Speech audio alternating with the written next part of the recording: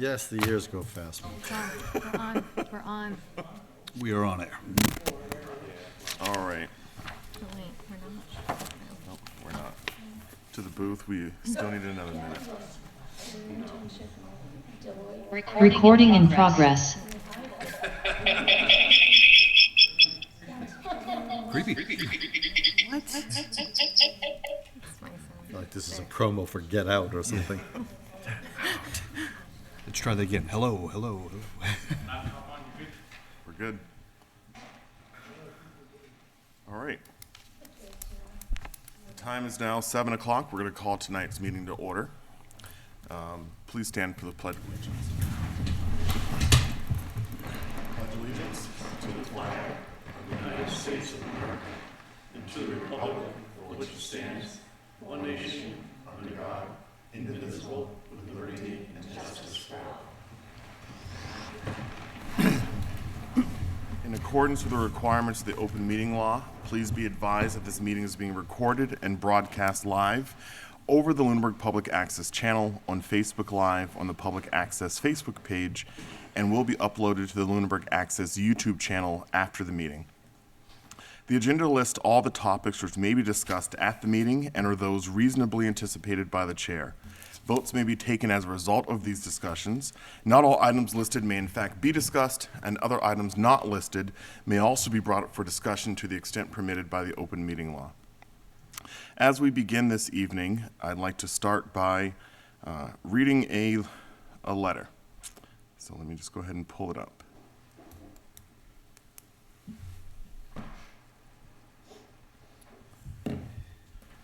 This letter is from Select Member Todd Dwyer. Mr. Jeffries, I'm sending this letter to inform you of my resignation from the Lunenburg Select Board effective immediately. It has been my distinct honor to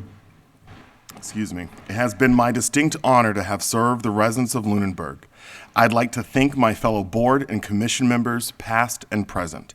I would also like to thank all of the residents who put their trust in me to serve. My 6 years as a member of the Conservation Commission and the past 3 years as a member of the Select Board have been very rewarding. Working with my fellow board members has been a humbling, challenging, and fulfilling experience that I truly enjoyed. My experience also leaves me with no doubt that the town will be able to tackle its recent and future challenges due to the dedication and integrity of the town's employees and volunteers. Yours sincerely, Mr. Todd Dwyer. All right, and we're going to start this evening with public comments from the public and then from the board. Do we have any public comments this evening? Hi there, Kathy Clark, 275 Cross Road. I did have some public comment. This is relevant to the storm last week in the restoration of service.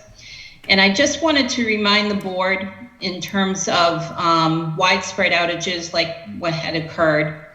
The storm legislation from 2009 reflects distinct and detailed language that indicates that restoration communication information needs to be given by Unitil, and their lack of compliance with that and with the legislation itself puts them at risk for receivership. And that power goes to the Board of Selectmen. I know Tom's already aware of that, but I just wanted to make that as a case in point. I know there was a lot of, a lot of people very unhappy, of course, when we were without power, but there was a lot of lack of communication and a lot of comments about assessing, which, occurs for 24 hours, but thereafter, again, the language in the legislation is distinct and detailed, and they didn't appear to be complying with the way the legislation reads. All right, thank you, Ms. Clark, for that public comment. That will be brought up during the action item portion of our agenda. Thank you. You're welcome. Thank you. All right. Hi, Debbie Lincoln, 46 Hemlock Drive. I'm a little shocked by Selectman Dwyer's demise, shall we say. He was a wonderful member, and I feel terrible about it. And I'm sort of sidelined because I was going to come up here and say something really happy and positive for a change, so I'm still going to do that, but I'm very saddened by that news. Most of the time I've been up here saying bad things and unhappy things, and I was so delighted tonight to be able to say something very happy and very positive. I'd like to give kudos particularly to Selectman Franco and also Selectman Alonso, who have been on this project of senior tax relief on their own time. I know there are other people that worked on this that were paid to do that, but when we had CJ Carroll come and talk to the Council on Aging last fall, my hopes were pretty much dashed that we would ever have this in the next couple of years. And I want to thank our volunteers, Franco and Alonso, for putting this so quickly in front of us. And I know it's going to come before you as a warrant item tonight. I just want to express our extreme thanks for your work behind the scenes, for volunteerism, for this wonderful thing. I hope it comes before the warrant, and I want to tell everybody, please come out and vote for this at town meeting, and thank you both so much. Thank you. Mr. Lincoln.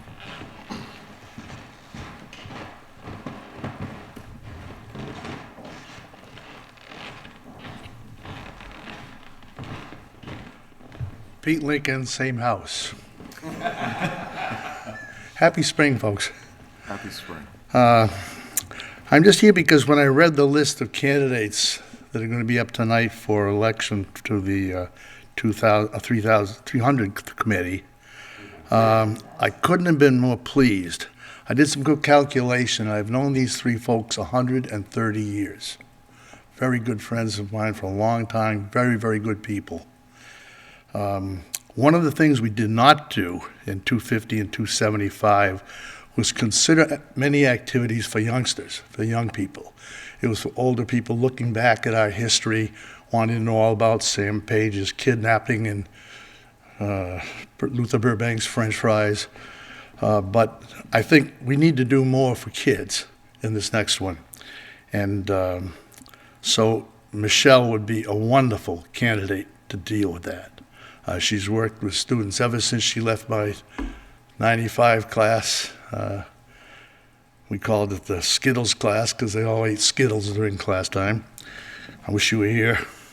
But I think she'd be a great one in organizing kids' competitions, art shows, and I'm really looking forward to see a skit that she puts together about the 2053 Lunenburg celebration. What do you think that would be like? And I think couldn't be a better candidate. Stan Barney was a member of a family that has been in Lunenburg since 1900. His grandfather was chief of police. His parents ran Barney's Restaurant for 35 years, which is where all the politics took place in those days, over morning coffee. His uncle Floyd hired me in 1964 and went on to become the first principal of the middle school, Turkey Hill. His brother Mike was the principal of the high school. Stan himself has been a lifetime policeman. He worked as a sergeant and also in animal control, and was on the cemetery commission for many, many years. A lot of his policies are still extant. And Kathy Como was on the 275th committee with me. She ran the parade like she was running the Boston Marathon. She had one group up Hollis Road, one group down Beale Street, one in the place of the down Mass Ave, some of the Civic Center,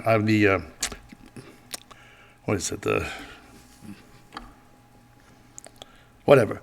And when the parade began, she had groups coming from all directions. Now you, now you, now you. And it was smooth to watch her run that. She's was something. These three people are worker bees, and that's the kind of people you need on this kind of committee. The people willing to go out and, because there's a lot of things to do on this committee. You wouldn't believe the different areas you have to deal with.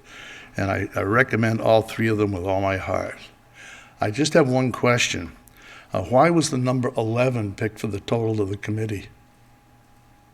Do you remember the answer to that, Mr. Lincoln? I think we just mimicked what the 275th was, and since the committee can appoint anybody they want for subcommittees, we felt 11 was a manageable number to get together, to hold meetings without, having too many people, but you guys can involve as many people Okay, as you'd because like. there's 11 on the names out on the plaque out there, but I think we had 15 most of the time. Again, you can, the committee's free to have anybody join that they Okay, like. that's what I wanted to know. Okay, thanks. Thank you. Thank you, Mr. Lincoln. Do we have any additional public comments this evening? Zoom? All right, any public comments this evening from the board? I did want to make a public comment, and I'm going to keep it short, even though I wrote a long one, because I've heard there's been a lot of activity on Facebook about me. I haven't seen or read any of it because I'm not on Facebook right now. I gave it up for Lent, so my timing couldn't have been any better. I'm not going to apologize for reading several lines of an unsigned email during my public comment. I simply didn't recall them. I'm human, and it happens to the best of us. During my priest's homily at church on Sunday, he said the road of perfection is always under construction. And I'm not perfect. I forget a lot of things. You can ask my husband and children. None of this makes me deceitful or dishonest. It makes me human, like all of you. My first point is that reading an unsigned email during my public comment violates no open meeting law, town bylaw, or select board policy, so I did nothing wrong. I would like to acknowledge the email that has been the center of so much scrutiny. When I spoke about the email, I was trying to make a public point that there are residents who are fearful of expressing their concerns in public on this particular issue, the tax assessments, because they believe it could cause them backlash and retaliation. I think we can all agree these concerns have been confirmed. I would like to offer my sincere apologies to the author of the email. I had no idea that you would be targeted and harassed. It was never my intent to bring ill will to you.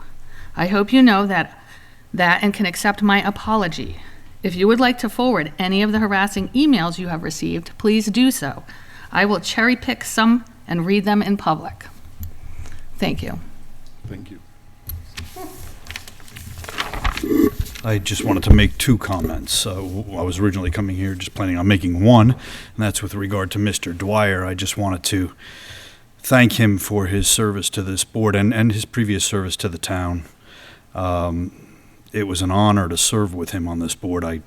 We've all taken turns not agreeing with each other at some point, and I didn't agree with Mr. Dwyer 100% of the time, but I never didn't respect his reasoned viewpoints and well-researched contributions to our deliberations, and I'll miss him. And I just wanted to say that. With regard to my second comment is brought on by Mrs. Lincoln's comments. When you're in a position like this, I've been on other boards too. I'm on a board for a private school. I've been on that board for 11 years. Sometimes you get beaten up, and sometimes you have defeats and victories, and it's comments like yours just now that it brings a little light, and it says some people, there's something there. There are people appreciating things out there. So I want to thank you for that. A lot of the work is tough. It's not going to all be accolades. It's going to be a lot of tough criticism. We sign up for that. But I just want to thank you because this is a moment of light. So appreciate it. Thank you. Mr. Chair. First, I want to also give my thanks to Mr. Dwyer for all his years of service. It was quite a shock to, I think, all of us when we received his letter of resignation. The years that he served on the Conservation Commission, on this board, and his workings as liaison with other boards and some of the charitable community, charitable organizations in town, really served as a reminder of the level of commitment he had to Lunenburg and to helping make the town better. Just to clarify, and I know she did not mean this, but the demise of Mr. Dwyer is not true. He's actually still alive. He didn't die, but we are sad to lose him in Lunenburg. And of course, I want to thank him for all his service. And you know, you don't join these boards and get to know people without becoming friends. So as a friend, I wish him all the best as he goes forward in his future endeavors. Number two, to Mrs. Lincoln also, I want to thank you for your comments. My only response back is I'm sorry that it took this long to be able to find an avenue where we could work in this arena and provide, and with the God willing, a vote at town meeting, provide assistance for seniors who really have earned it and deserve it. So I'm glad that we are able to bring it forward, and I'm sorry it had not happened sooner. The third comment I have, and I don't know if it should be in public comment or in action files, but I'm going to do it now just because it just makes it easier, because there's no agenda item for it. It had come to my attention regarding the tax assessment issue that there was right from the beginning, there was a discrepancy from residents who wanted to know why the tax bills were received so late. And while we did get some documentation from our tax bill provider on a call that Mr. Jeffries and I had with the president of that company, I did ask for whether there was a mail receipt that would indicate from the post office that it was in fact received. Well, after several weeks of investigating, I have severe doubts that the tax bills were mailed on December 30th, and more likely, according to receipts I received from the post office, that they were received on January 6th. This has to be verified. I just found this part out today, right before this meeting, about 5 o'clock.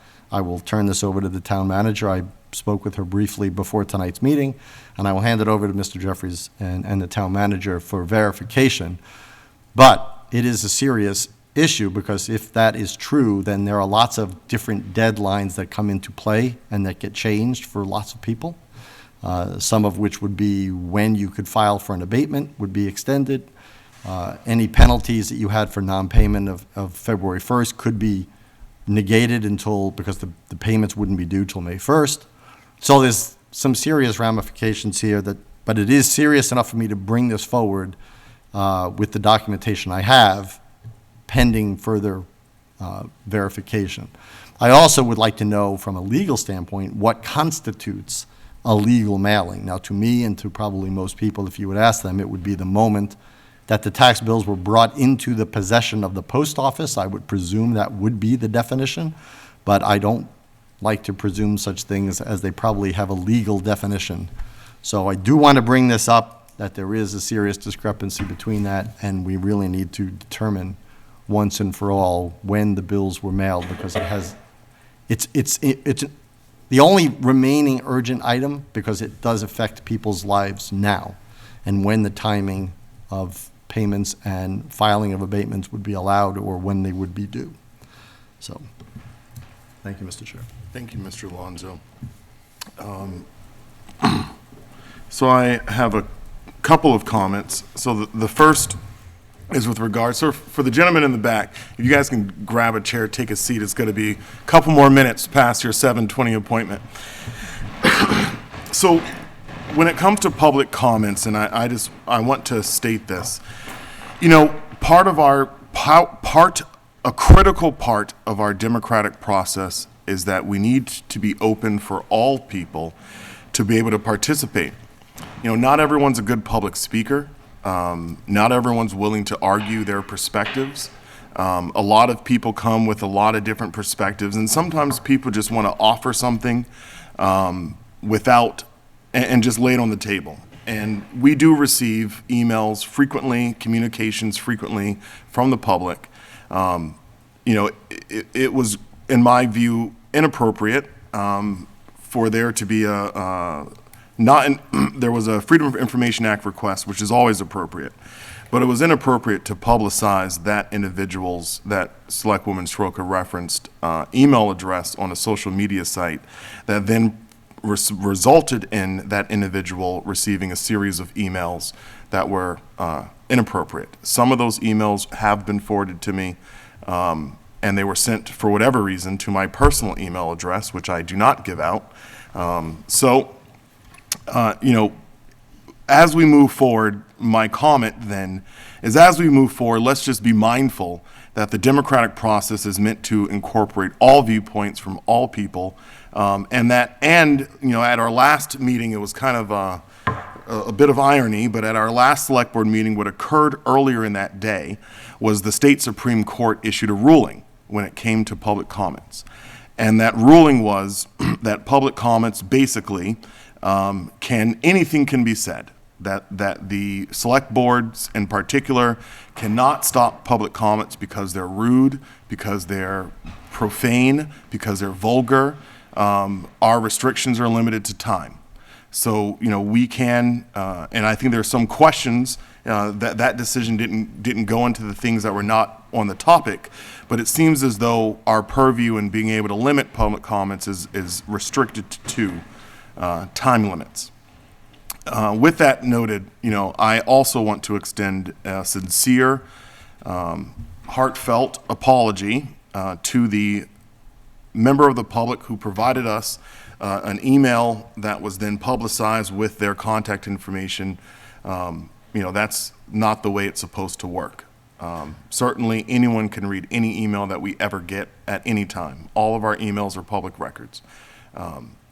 However, I think there's an expectation from the public that, especially when someone's saying that they want to remain anonymous, to respect that. The second part is I want to make a comment related to Mr. Dwyer's resignation, which is sad for us. Mr. Dwyer contributed almost a decade of his life to this town, and he also is a military veteran. He's made a lifelong mission to be a man of service. And his resignation has been accepted, and I just want to acknowledge his hard work on behalf of the town. It was a pleasure working with him.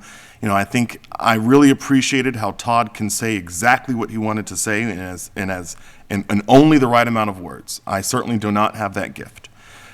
So Todd will be missed, for sure. And to Mr. Alonso's note, he and I, as he referenced, were on a call in which I had a question about the way that the form was notarized, because it wasn't notarized properly. And so there was a conversation that was had with Mr. Alonso and I very, very early on to get to the bottom of when those mailings occurred, and I'm very interested in the information you have, because it would directly conflict with the affidavit that we have in our possession from the company. All right. Announcements. Do we have any announcements this evening? No announcements. All right. Communications from other boards. So I just want to make a note that we, member of the board as well as member of the public, have several times requested for us to hold a joint meeting with the Board of Assessors. That request was sent to the Board of Assessors probably about 3 or 4 weeks ago now, and we are waiting for a response. Our appointments. We have 2 appointments this evening, starting with a 7:15 toll booth request from the Fitchburg-Leominster Shriners Club. This is for May the 13th from 9 a.m. to 2 p.m. at Town Center. And if the gentleman from Shriners would come forward. Good evening. Good evening. My name is Carl, and I'm president of the Shriners for the local area, and we're here to ask for the third request in the process of letting us do what we call a red canning event or a toll booth. These monies would be used to transport children that are burned from other countries, and those monies are used just for the transportation. It's not to run the hospitals. All right, hospitals are run through endowments. And with that, we think we had a very successful year last year, our first year doing a toll booth here. I think it was around $900 that we were able to donate, and we'd like to do that again this year. Okay. I think the only thing that I have left in the process is 1 week prior that I have to notify the Department of Public Works and the Police Department, which I've already received their they're okay. All right, it seems pretty straightforward. Your request last year was very successful. I know last year I had a lot of questions for you. I don't have them this year. okay. So we want to open up to the board for any questions, comments that the board has related to the application. Oh, I joke. I don't have any questions. I think the Shriners do a great job. I think that I've had personal experience with both Burn Center and other Shriners hospitals. Both my son and my brother were treated at Shriner Hospital. I appreciate them a great deal. They do a great service to people in need. Thank you. So I would support them 100%. I have no questions or comments. No questions, and of course, you're one of the many organizations to do great work, and I hope you continue to do so. I fully support your request. Thank you. All right. Is there a motion to approve? Move that we approve the toll booth request of the Fitchburg Limits Shriners Club on May 13th from 9 a.m. to 2 p.m. at Town Center. I'll second that. All right, we have a motion and a second. Any additional discussion? All right, as many as are in favor of the motion, please say aye. Aye. Aye. Those opposed, no. The motion passes. Thank you very much. Thank you. All right, now for our toll booth request from the Lunenburg Skate Park for May the 27th. That is this week from 10 a.m. to 2. No, that's May. It says May, not May, not I'm sorry. March. March the 22nd. I only recognize one of you gentlemen today, Mr. Roy, but do we have, so this request is for May the 27th from 10 a.m. to 2 p.m. at Town Center. Yes. You guys want to introduce this request? Hi, I'm Aiden Swift. Yeah, we're fundraising, one of our final fundraisers for our skate park. Hopefully this will plateau us over our benchmark to finally complete our fundraising and build the skate park. Okay. Excellent. All right. You guys want to offer any more? How close are you to getting your, to getting this? How close are you? Approximately $10,000 to $15,000 away from our final goal of $225,000. Wow. Wow. Wow. And how long has this been going on? How many years have you guys been What, working seventh at this? grade? Were you guys in seventh Coming grade? up on 6 years, if not Right? past. Was it seventh? I know it was a project at the Yeah, middle school, we started right? at 7. Yeah. Yeah. Yeah.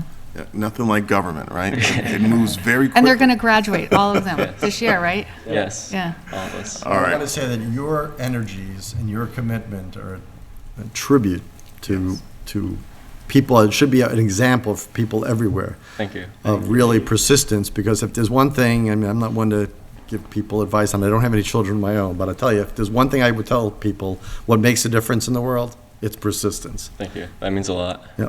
So thank you. Yeah.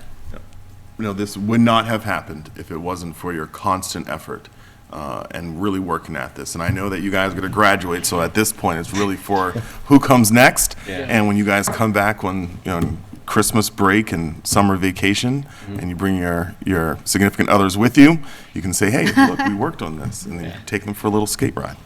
And one last comment. I mean, I don't want it to go without saying that obviously you guys had incredible support from your families and other organizations, but they made a good decision, or you guys made a good decision, or it was a mutually beneficial decision to put you and all of you as the face of the program with them standing behind you, and that was an excellent idea and an excellent experience for you. I think what you've gone through will serve you for years I think as so you too, go yeah. forward in the future. Thank you. Right. Yeah. Any other comments? We have to mention Mr. Coyoza, though, he's missing. Yes. Yeah, his energy. Yeah. It's wonderful. Oh, my goodness. Wonderful. His middle name is So- persistent. Yep. Are any of you guys his kid? No? No, I don't- no, I- Mr. yeah. and neither That's of them are right. here. That's Yeah, right. His- his neither. son's No, Griffin bigger. isn't here Yep. either. Yeah. All right. I think there's one more. Is there one more? Yes. There's- Nathan Whitcomb. Yeah, okay.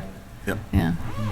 Well, I would move that we approve the toll booth requests in an effort to get to their plateau mark of the Lunenburg Skate Park on May 27th from 10 a.m. to 2 p.m. at Town Center. Thank you. I'll second that. Yep. All right, we have a motion and a second. Any additional comments or discussion? Nope. All right, as many as are in favor of the motion, please say aye. Aye. Those opposed, no. The motion passes unanimously. Good luck, guys. Thank you. All right.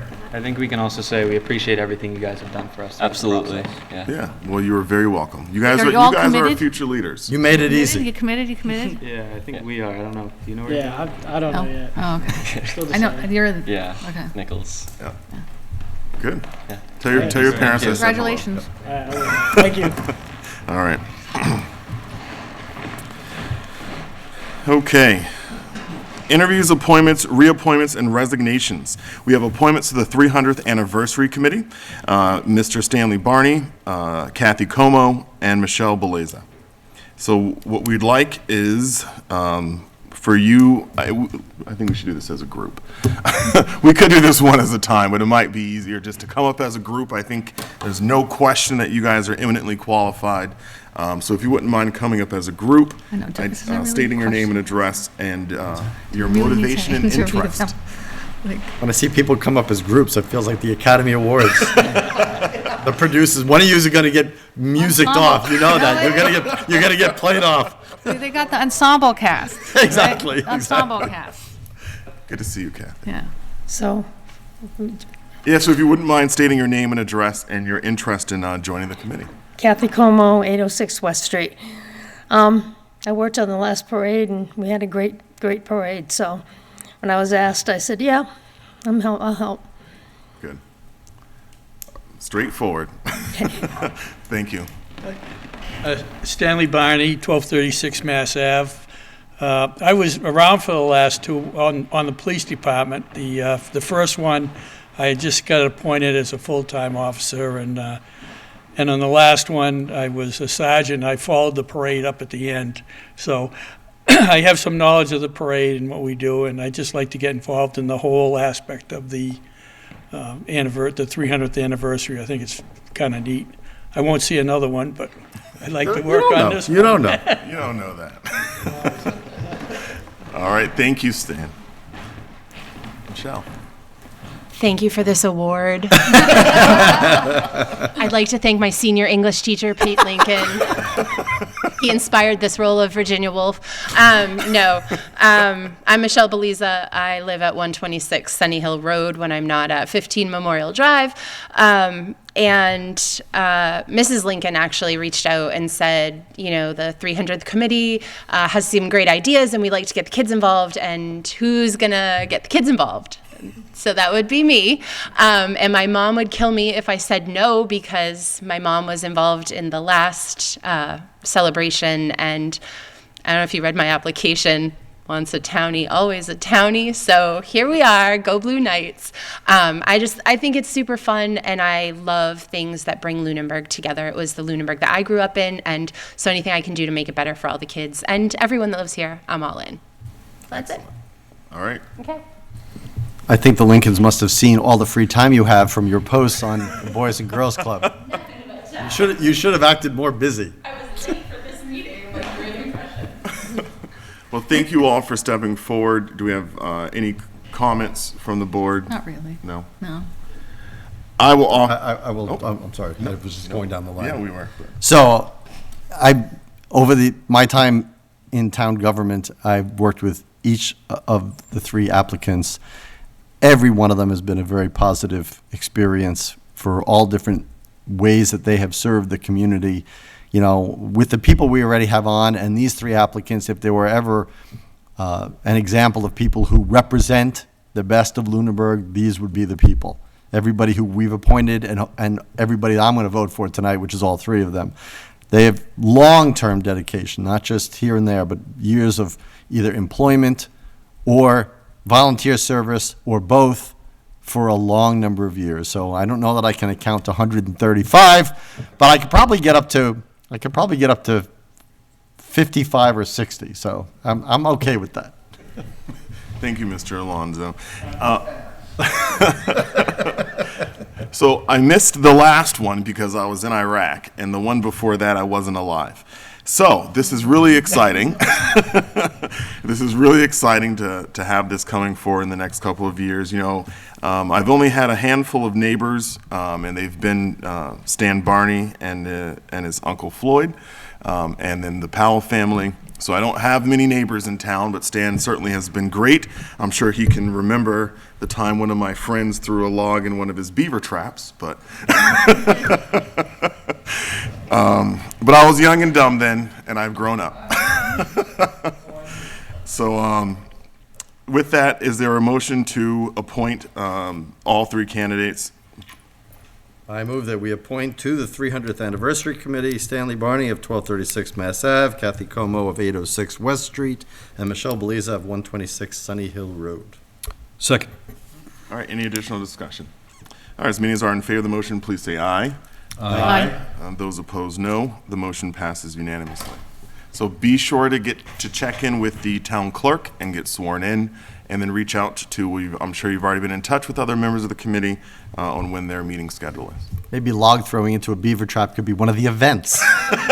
For young people.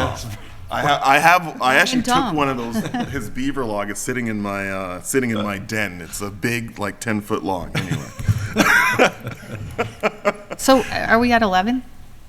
It's 9. What was, I it's think, 9? Yeah, I think we're Okay. still short. Two, okay. All right, so thank you all, though, for coming forward. Oh, and spirit of full disclosure, you can come clean now, Michael Ray. It actually wasn't one of his friends. It was. He's going to deny that. I've never destroyed personal property, even as a kid. All right. Next on our agenda, we have appointment to the Board of Registrars, my third neighbor. So, Karen, if you wouldn't mind coming forward. Well, Karen, while you're here, do you want to be on the 300th Anniversary Committee? I've been a registrar for almost 40 years. Yes. I truly believe in the electoral process, so it's always very good. So, Yeah. I'm hoping that you'll, reappoint me. All right. Yeah, we bought the house from your family that I live in, so Yeah. I've known you my whole time here in The whole Lunenburg. time here, yeah. All right. As Karen noted, she's been a proud member of the Registrar of Voters for quite some time. Wow, Karen, 40 Yeah. years. I worked the elections under Mary Padula. Yeah. So I go back that Oh, far. yeah, okay. Yeah, into the early 80s. Yeah. So, Well, you're the face I see every time I vote, Oh, that's good. right? Yes.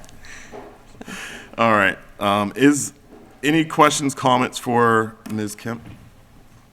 All right. Is there a motion to appoint?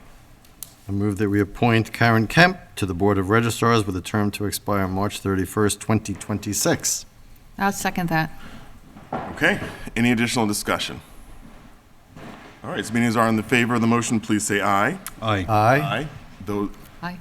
all right. Those opposed, no. The motion passes right. unanimously. So thank you very much and happy spring. Yes, you too. And We'll I'll see go- you at the polling places. I hope so. I've missed very few elections in all these years, too. You what? I've only missed a few elections in all these years. So That's why you keep getting I keep- renominated for all these years. Because Okay. you and all of them do a great job. Oh, like I say, I really believe in elections, so Yeah. got to keep them all honest. So, okay, thank you. So Good to much. see you. Thank you. Okay. And we have ratification, the town manager's appointment of the rec director, Angela Clement. If you wouldn't mind introducing this, Heather? Certainly.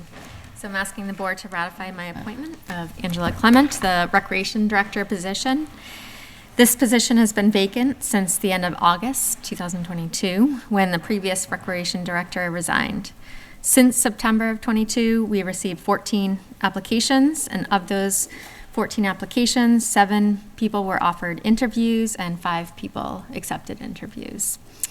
Angela was one of the top 2 candidates for the position. She comes with a bachelor's degree in physical education, recreation, and fitness club administration, and has over 5 years of relatable experience gained while working as a youth sports manager and youth sports coach. Her references describe her as pleasant, hardworking, organized, and a go-getter. So I'm asking you to ratify this appointment tonight. Okay. Any questions to the town manager? Is this a part-time, it's a part-time Yes. position, right? 19 hours. 19, okay. Is it part-time seasonal or part-time No, full-time? part-time, Full year-round. year-round, Full year. okay. No questions? Right. Any, no? And she's going to be on in time to open up the lake, the beach? Yes, Oh, okay. yep, she's pending ratification tonight. She can start next week. Okay. I predict it's going to happen. She's going to start. Yes. My question, how did the discussion with the Parks Commission go regarding this applicant? Oh, yeah. We did involve the chairperson, so she was part of our interview process, part of it. So I'm assuming they have full endorsement there. Okay. Excellent. All right. All right. Is there a motion to ratify? I move that we ratify the town manager's appointment of Angela Clement to the position of Recreation Director. Second. Any additional discussion? As many as are in favor of the motion, please say aye. Aye. Those opposed, no. The motion passes. All right. So we look forward to meeting with Angela and having her get going. Yes. All right. So to the best part of our meetings, the town manager's report. That's high expectations. So it's a longer report tonight because it's been a few weeks, so you can sit back and relax. Hey, I usually take my restroom breaks. All right. So I'll start with announcement of existing vacancies. There are 2 vacancies now on the 300th Anniversary Committee, 2 vacancies on the Agricultural Commission, 1 vacancy on the Council on Aging, 1 vacancy on the Finance Committee, 1 associate vacancy on the Green Communities Committee, 2 vacancies on the Historical Commission, 1 member-at-large vacancy on the Open Space Committee, and 1 vacancy on the Personnel Committee, and 1 associate vacancy on the Zoning Board of Appeals. Anyone interested in these positions can fill out the application forms found on the town website, complete them, and return them to the Select Board's office. And if you have any questions on these positions, you can contact our office as well at 978-582-4130, extension 144. For current employment opportunities with the town, we have the following openings: administrative assistant for the police, which is 16 hours a week, assistant town accountant, which is 32 hours a week, digital services staff librarian, which is a 20 hours per week position, heavy equipment operator, 40 hours per week, library assistant, which is 19 hours a week, police officer, which is 40 hours a week, production technician for public access, which is 20 hours a week, seasonal lifeguards, so their hours vary, beach director, which is also seasonal, and videographer for public access, which is between 2 and 10 hours on average per week. More information on each position can be found on the town website under employment opportunities. Update on the line striping contract. At the end of February, the DPW director sent a letter to K5 Corporation to notify them again of their breach of the terms of the contract with the town and that we were terminating the contract as of March 7th. Along with this notice, a project evaluation form was completed by the DPW director that will get submitted to Mass DOT that rated this company poorly on the relevant categories. The director is currently working on a new spring contract for the remainder of the fiscal year and a revised road materials bid for work starting in fiscal '24. An announcement of a grant the DPW director had previously applied for and was notified today, actually yesterday, I believe, of the school zone traffic calming speed signs, which she was awarded. So this will go on the Oak Ave school zone area. So congratulations to Belle Bernard on that application. An update on the LED Streetlight Green Communities project. I've been working with this consultant that we hired to assist with the audit of our inventory and consulting services. I submitted an order for the equipment from a vendor on the state contract on March 10th, and the expected delivery is between 6 and 8 weeks for the LED fixtures. There are other components such as labels and disconnection fuses that were ordered separately, and those are underway. I'm reviewing the draft RFP from the consultant for the installation that will go out shortly. And based on the delivery of the equipment and projected award of the bid for the installation, we anticipate the project to be complete by the end of the fiscal year. We also submitted our energy incentive to Unitil, and I signed off on this at the end of February. Our estimated incentive is $33,500. These funds would be deposited once received into the general fund and would close out in the year that they're received. Update from Facilities and Parks. Is that a one-time? thing, or is that an Yes. No, it's so when you're upgrading your equipment to be more efficient, you would Okay. put in an incentive application. So. For facilities and parks, the town beach project is complete per the bid requirements. There is some additional work needed to be done that was identified outside the scope of the original project, including repairs to the ceiling in another section of the building and exterior work. And this is planned to be complete before the beach is set to open. The facilities director is lining up repairs to the McNally structure, which will include demolition of the second floor that was not built to code. Got him? Sorry. That's all right. Lost us upstairs. Yeah, they frequent our building. Oh, very Khrushchev-like, just slamming Yeah. on the table. Nothing to do with the I didn't- McNally wasn't building, my right? shoe. Wasn't my shoe. That was huge.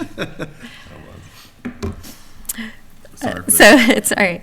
So the demolition of the second floor is the plan of action for the McNally building because it's not built to code, but we can retain the first floor as that's structurally sound. The facilities director secured a new architect for the Ritter ADA ramp and building envelope project. So once he's completed the updated drawings and specifications, we'll submit a revised certificate to alter to the APDC. And he attended procurement training the week of March 7th. So get caught up to speed on Chapter 30B and 149 and all fun stuff. Yep. Good. Yes. Takes a while to finish all that. So. Yep, that was it's an overview class. Department head updates from the last department head meeting. From the land use director, the building commissioner needs to do a final inspection on Lunenburg Central. And once a certificate of occupancy is issued, this will capture the new growth for this property towards the certification in the fall. The planning board has reviewed and interviewed the 3 firms for the master plan update, and the award will be to a company called Over Under. They're out of Boston for a total of $153,000. The MBTA action plan was submitted to the state earlier by the deadline. I think that was in February, and is now pending approval. This is to be in compliance with the new multifamily zoning requirements for MBTA communities and adjacent communities. Would you mind asking for that plan, just so we can? Yes, I have a copy, so I can forward it along. Perfect. From the fire chief, he reported that by the fall of 2023, there will be 2 paramedics on each shift. The chief is waiting on an update on the repairs to the ambulance and when that ambulance will be back in service as well. From Council on Aging, the Council on Aging director announced that they're doing a volunteer job fair in September, which will include 7 to 10 large nonprofit organizations. They're starting free Reiki class. Pronounce it right, Reiki. Reiki, Reiki classes will be held on, you can tell that I haven't had Reiki done. Yeah. Held the first Monday and last Friday of the month from 10 to noon, and the Memory Cafe is back up and running. The lunches put on by the meal site manager have been going well as well. From the police chief, due to Officer Pingatori leaving for the Mass State Police, they have 1 patrol vacancy. The hybrid police cruiser expected to be delivered the week of March 20th. The department is still working towards full accreditation, which is expected by this summer. The PD's security system is having critical failures, which we'll discuss later on in the meeting, and is trying to work with our current vendor to provide temporary fixes. The chief reported that arrest numbers were up from this time last year, and accidents were down from this time this year. From the DPW has had 7, that should be snow events in February, and they spent a couple weeks doing tree cleanup during the month of February. The director is currently working with the engineers on the Flat Hill Road Culvert Project and the Page Street Culvert Project to prepare to put it out to bid. They continue to interview candidates occasionally for the heavy equipment operator position, but to date have not found the right candidate. Public access is continuing to work with IT on the network connection that is needed from the town hall to the school. for streaming those meetings. And we'll be ordering the necessary equipment soon. The IT director reported that Comcast has finished the connection, and this is ready for IT and public access to test out once all that equipment is in place. From the assessors, the principal assessor reported that motor vehicle excise bills were mailed out. From the library has been busy with programming and is currently looking for a digital service librarian and a library assistant.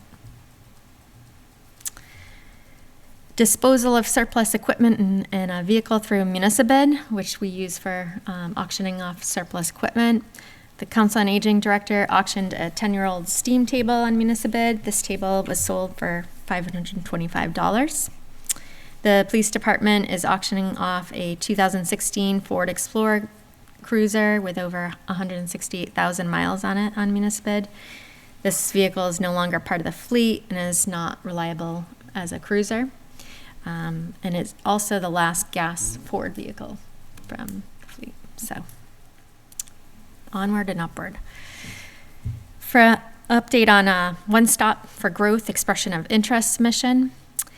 Last week, I submitted an expression of interest application for 2 projects to Mass Development through their One Stop for Growth portal. The purpose of an expression of interest is to give applicants an opportunity to articulate the goals, objectives, and preparations as they relate to certain projects related to economic development, and receive feedback and guidance from Mass Development for a path forward for each project. The first project was improvements to the Leominster-Shirley Road corridor. This project was proposed by the land use director, and he provided all the relevant information that needed to be submitted as part of the expression of interest. This proposed project is to design intersection improvements at 2 locations on Leominster-Shirley Road to ease traffic congestion and mitigate safety concerns along the corridor. The 2 intersections on Leominster-Shirley Road are at Reservoir and Fort Pond Roads. The other expression of interest project was for technical assistance through Mass Development's Real Estate Services Technical Assistance Program to help us put together a request for proposals when we are ready to sell the 925 Mass Ave property. So feedback on both of these projects will assist the town to submit formal applications that are due by June 2nd, 2023. If you wouldn't mind letting me know, have you received any responses from anyone? No, from Mass Development? No. Okay. No. I'll follow up with you. But they were due Friday. Yeah. So I'm sure they're Yep. going through Okay. I'll follow a number up. of them. An update on the Public Employee Committee agreement. The last time the town amended the health insurance agreement with the Public Employee Committee, the town agreed to investigate offering a health insurance opt-out plan. We will be working with our health insurance consultant and are aiming to meet with the Public Employee Committee in April. The idea behind a health insurance agreement, health insurance opt-out plan is that it would create a minimum time period that employees have worked for the town and been opted into their insurance would then be able to opt out and receive a payment, and the town benefits from not paying a full year premium on the employer share of the health insurance. So it's kind of a win-win for both employees and the town. What is the typical payment on that kind of opt-out program? That's what we're collecting information on. Oh, our okay. Consultant. I've never heard of this. So it can vary. I think there are some averages, but it's usually whether it's an individual plan, you get a certain amount, a family plan, a certain amount. Okay. And usually has parameters of how long that you've been on town's insurance and how long you would need to stay off to opt back in. Usually family plans are about $5,000 payout, and it's absolutely worth it. So I was working for a company and I was taking the insurance, and then they offered this opt-out thing, and so I actually looked at my military health insurance option, which I never even considered. And when I did, I learned that my retirement benefit, that my family plan through the military is $600 a year. And so, of course, I opted out of the, $600 a month payment plan that I was in, or a $500, whatever it was, and took that $5,000. So it really does, and I wasn't the only one that kind of, what people start doing is they look at their family and say, well, who has the kind of the better plan? And so they Right. look at their spouses, and so it becomes a way for the town to really realize real savings. So it's a great program. So So more to come on after we meet with the PC committee. yeah. Update on 30 School Street and the hazardous materials abatement and demolition. The contractor awarded that bid for 30 School Street, provided a project schedule, and they have begun the administrative side, which includes notification to DEP regarding the abatement portion, as well as starting the permitting process.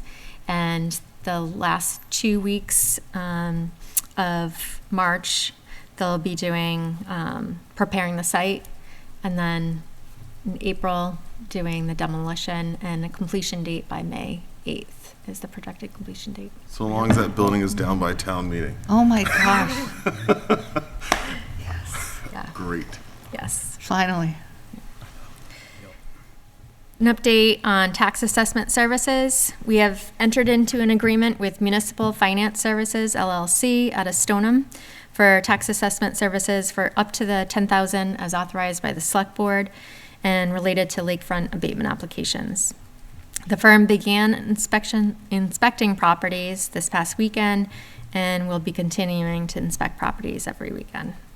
We currently have a request for proposals out for bid, and proposals are due this Thursday, March 23rd.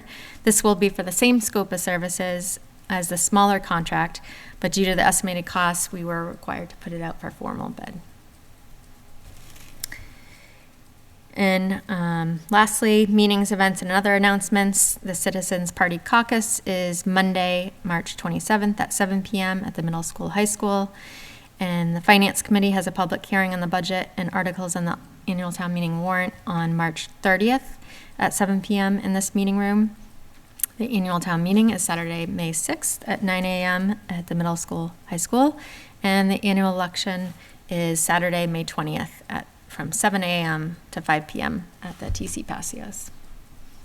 Mr. Chair. Yes. I have two questions for the town manager on the tax assessment services. First of all, I know I understood from somebody that the letter that went out initially asking for proposals had an incorrect, it had the older style email address. Mm-hmm. Is this new one that was, I'm assuming, was corrected?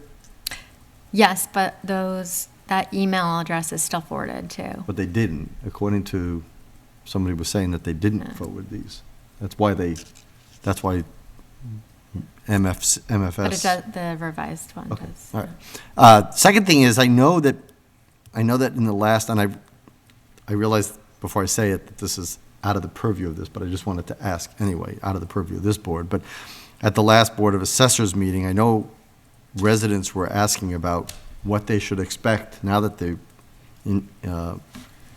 inspections are going on. What are the next steps in the abatement? Do you know if that has been conveyed to people? Because there was a lot of uncertainty at the Board of Assessors meeting, what they would expect, and would they be able to participate in their own, or even just sit in on their own hearing about their own abatement. I don't know if that has been addressed or not. I don't think it has been addressed by the assessors. Okay. Because that, I think, in a time that communication has been, one of the spotlights on communication, I hope they would let people know what to expect, because most of these people have never gone through any abatement process, and they have no idea what to expect after the inspection. Yep. From my understanding, and I'm not gonna, and that's the disclaimer, I'm not an assessor, I've never been on the Board of Assessors. I don't think there's any requirement that the property owner be at that executive session for those abatement discussions. No, that's on Mass General Law. It says it right in there. And Lou. Two quick things. One is just not to pick nits, but picking nits is what I do for a living. I believe the exact amount that we authorized was a penny less than 10,000, so, and I didn't catch it before, I didn't catch I it said before up this. to 10,000, right? Secondly, I'm going to reiterate this again for like the fourth time. Yes, while there is no requirement that the Board of Assessors allow people to sit in or appear in person and verbally support their applications, I'm going to implore them and appeal to their, just that they use their discretion to permit that. It's a request. I'm just putting it out there again. I just think under these circumstances, we did it when I was on the Board of Assessors. It didn't happen frequently. It was the exception more than the rule, certainly. But if somebody requested to appear and verbally support their application, we generally allowed it. And I just think under these circumstances, it should be. But that's my opinion. So the only thing I can offer there is I have had this conversation directly with the chair of the Board of Assessors, in which I've made him aware that we've received several requests from residents who are looking to get more information on this. My understanding is that they're going to work to figure something out. I don't have anything new. The comment, though, that was made that I will share is that if they allocate 30 minutes for everyone, that would take them 5.5 weeks full-time to get through all the meetings, and that there's simply no way that they could do that, but that my understanding from speaking with Mr. Letarte was that not everyone had requested that there was kind of a limited list, and that they would be working to accommodate. But it would be great if the Board of Assessors would offer the public clear guidance, because I think that a lot of this, from their part, has been very unclear. And so if they can give clear guidance, clear expectations for residents for what to expect. The questions are coming to us, but really, they need to take more ownership here of the solutions. Yeah. Were you about to? Yeah, I'm done. First of all, I don't think it needs to be a half an hour for one thing. I mean, even if you give them 10 minutes, right there you can say a lot in 10 minutes that's just very difficult to convey in papers. Another question that I've seen kicking around on social media, and I can't, and I'm not going to. I wouldn't attribute it to, if I remember the names anyway. Just a general idea is, people were saying, well, so after this, after these inspectors come out and do the assessments and the contractors go out, then it's going to go back to the Board of Assessors to ultimately decide whether or not an abatement is going to be granted. And people were saying, well, I'm not comfortable with the same people that implemented this tax to begin with doing that. Well, I just want to say that there's just no other way for that to happen. The Board of Assessors is your elected board. We can't contract out that responsibility. It's going to be the Board of Assessors that decides this. But they're going to do it based on new data that these contractors provide. And so, new property, they're essentially going to be updating property cards. So there's just no way around that, and that's just the way it's going to have to be. And, And I'd like to support both what Mr. Franco has said and what you have said, Mr. Chair, because I think clarity is the most important part, that the people know what to expect and what they can do and what the Board of Assessors are allowing and how they'll allow it. So, and I agree with Mr. Franco that there is no other board other than the Board of Assessors. They are the first line, and that's just the way it's going to be. So. Okay. All right. So thank you, Heather, for that very excellent town manager report, as always. All right, so we're going to move into old business, and I would like for us to kind of get through some of the easier stuff first, because we have a little bit of cross-referencing to do when it comes to finalizing the legislative priorities. So if we can just skip for a moment on to current business, if we don't mind, and let's hit the approval of the common vic for Pura Inc., doing business as Jack's Country Variety. All right, so when they were before us for the alcohol license, I had mentioned that I thought we were forgetting something, and I said entertainment license, and it was the common vic. So this is really straightforward.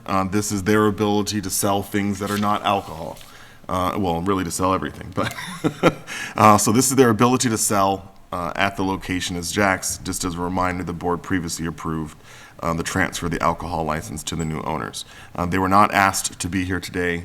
This was assumed to be a very quick administrative process. Is there a motion to approve a common vic for Pura Inc. doing business as Jack's Country Variety at 1353 Mass Ave? So moved. Second. All right, any additional discussion? As many as are in favor of the motion, please say aye. Aye. Those opposed, no. The motion passes. All right. Next, if we can hit just reviewing upcoming list of board committee vacancies. So as part of our process, our appointment process, we are notified of all the upcoming vacancies that are going to be published, so that way members of the public are aware, and then this also then triggers the next part of the process of getting applications from anyone interested or applications for reappointment. So would the clerk mind just reading the committees and the vacancies available? Yes, hold on. Yes, you're throwing me off here. Okay, yes, no problem. I was like, yes, would the clerk do that? I remembered I am the clerk. Okay. Okay, so this includes current openings and those up for reappointment in June, subject to change as some current vacancies could be filled between now and June.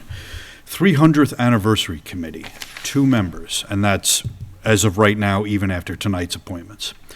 So we have 9, there are openings up to 11. Agricultural Commission, 2 members, 1 associate member. Architectural Preservation District Commission, 1 member at large, 1 resident member.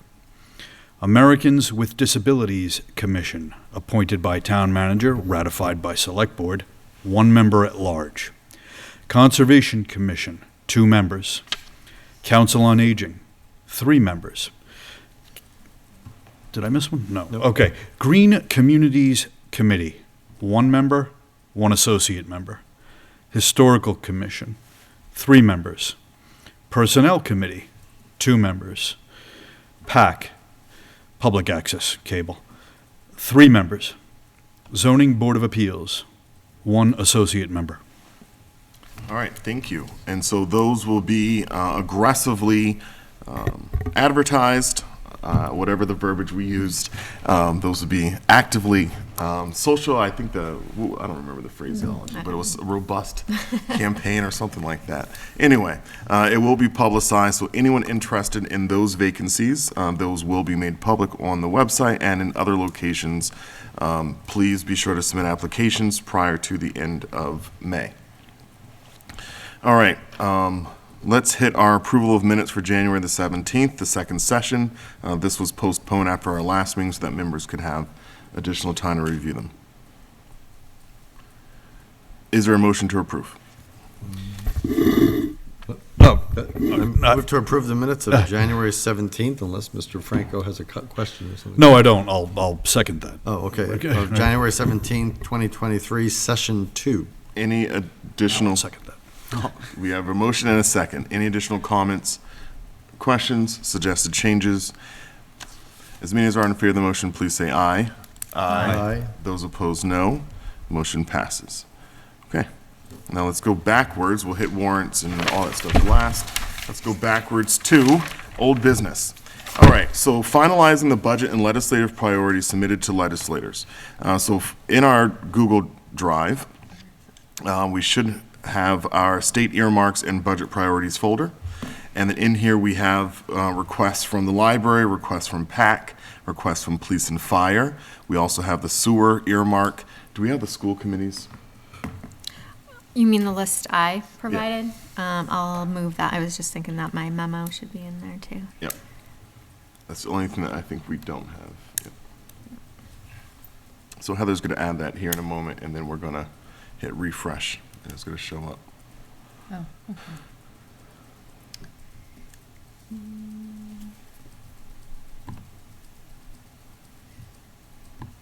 It's not there yet.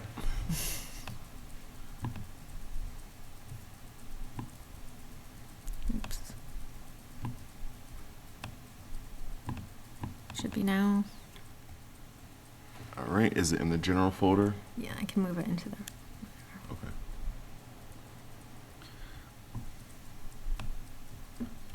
No. All right, so hit refresh. There it goes. What was just added? Copy of M FY24 budget priorities for legislators, 3-7. Okay. So I'm gonna kind of just write the list and then we will kind of talk through it. So we have several requests and we kind of need to narrow this down to about 4. So we have, and as the legislators noted, you know, they're slightly different territory these days with the new administration. All right, 330 for Flat Hill. No, those are last year's. I'm Go down sorry, that's right. I'm like, didn't we already? to the bottom, Yep. All right, so number 1 is security upgrades for public safety building. which we have one estimate that changed from the estimated 50 to 83,000. For $83,000. And that's public safety upgrades. Okay. We also have security upgrades identified in the fiscal 24 capital plan for Turkey Hill Elementary School and primary school.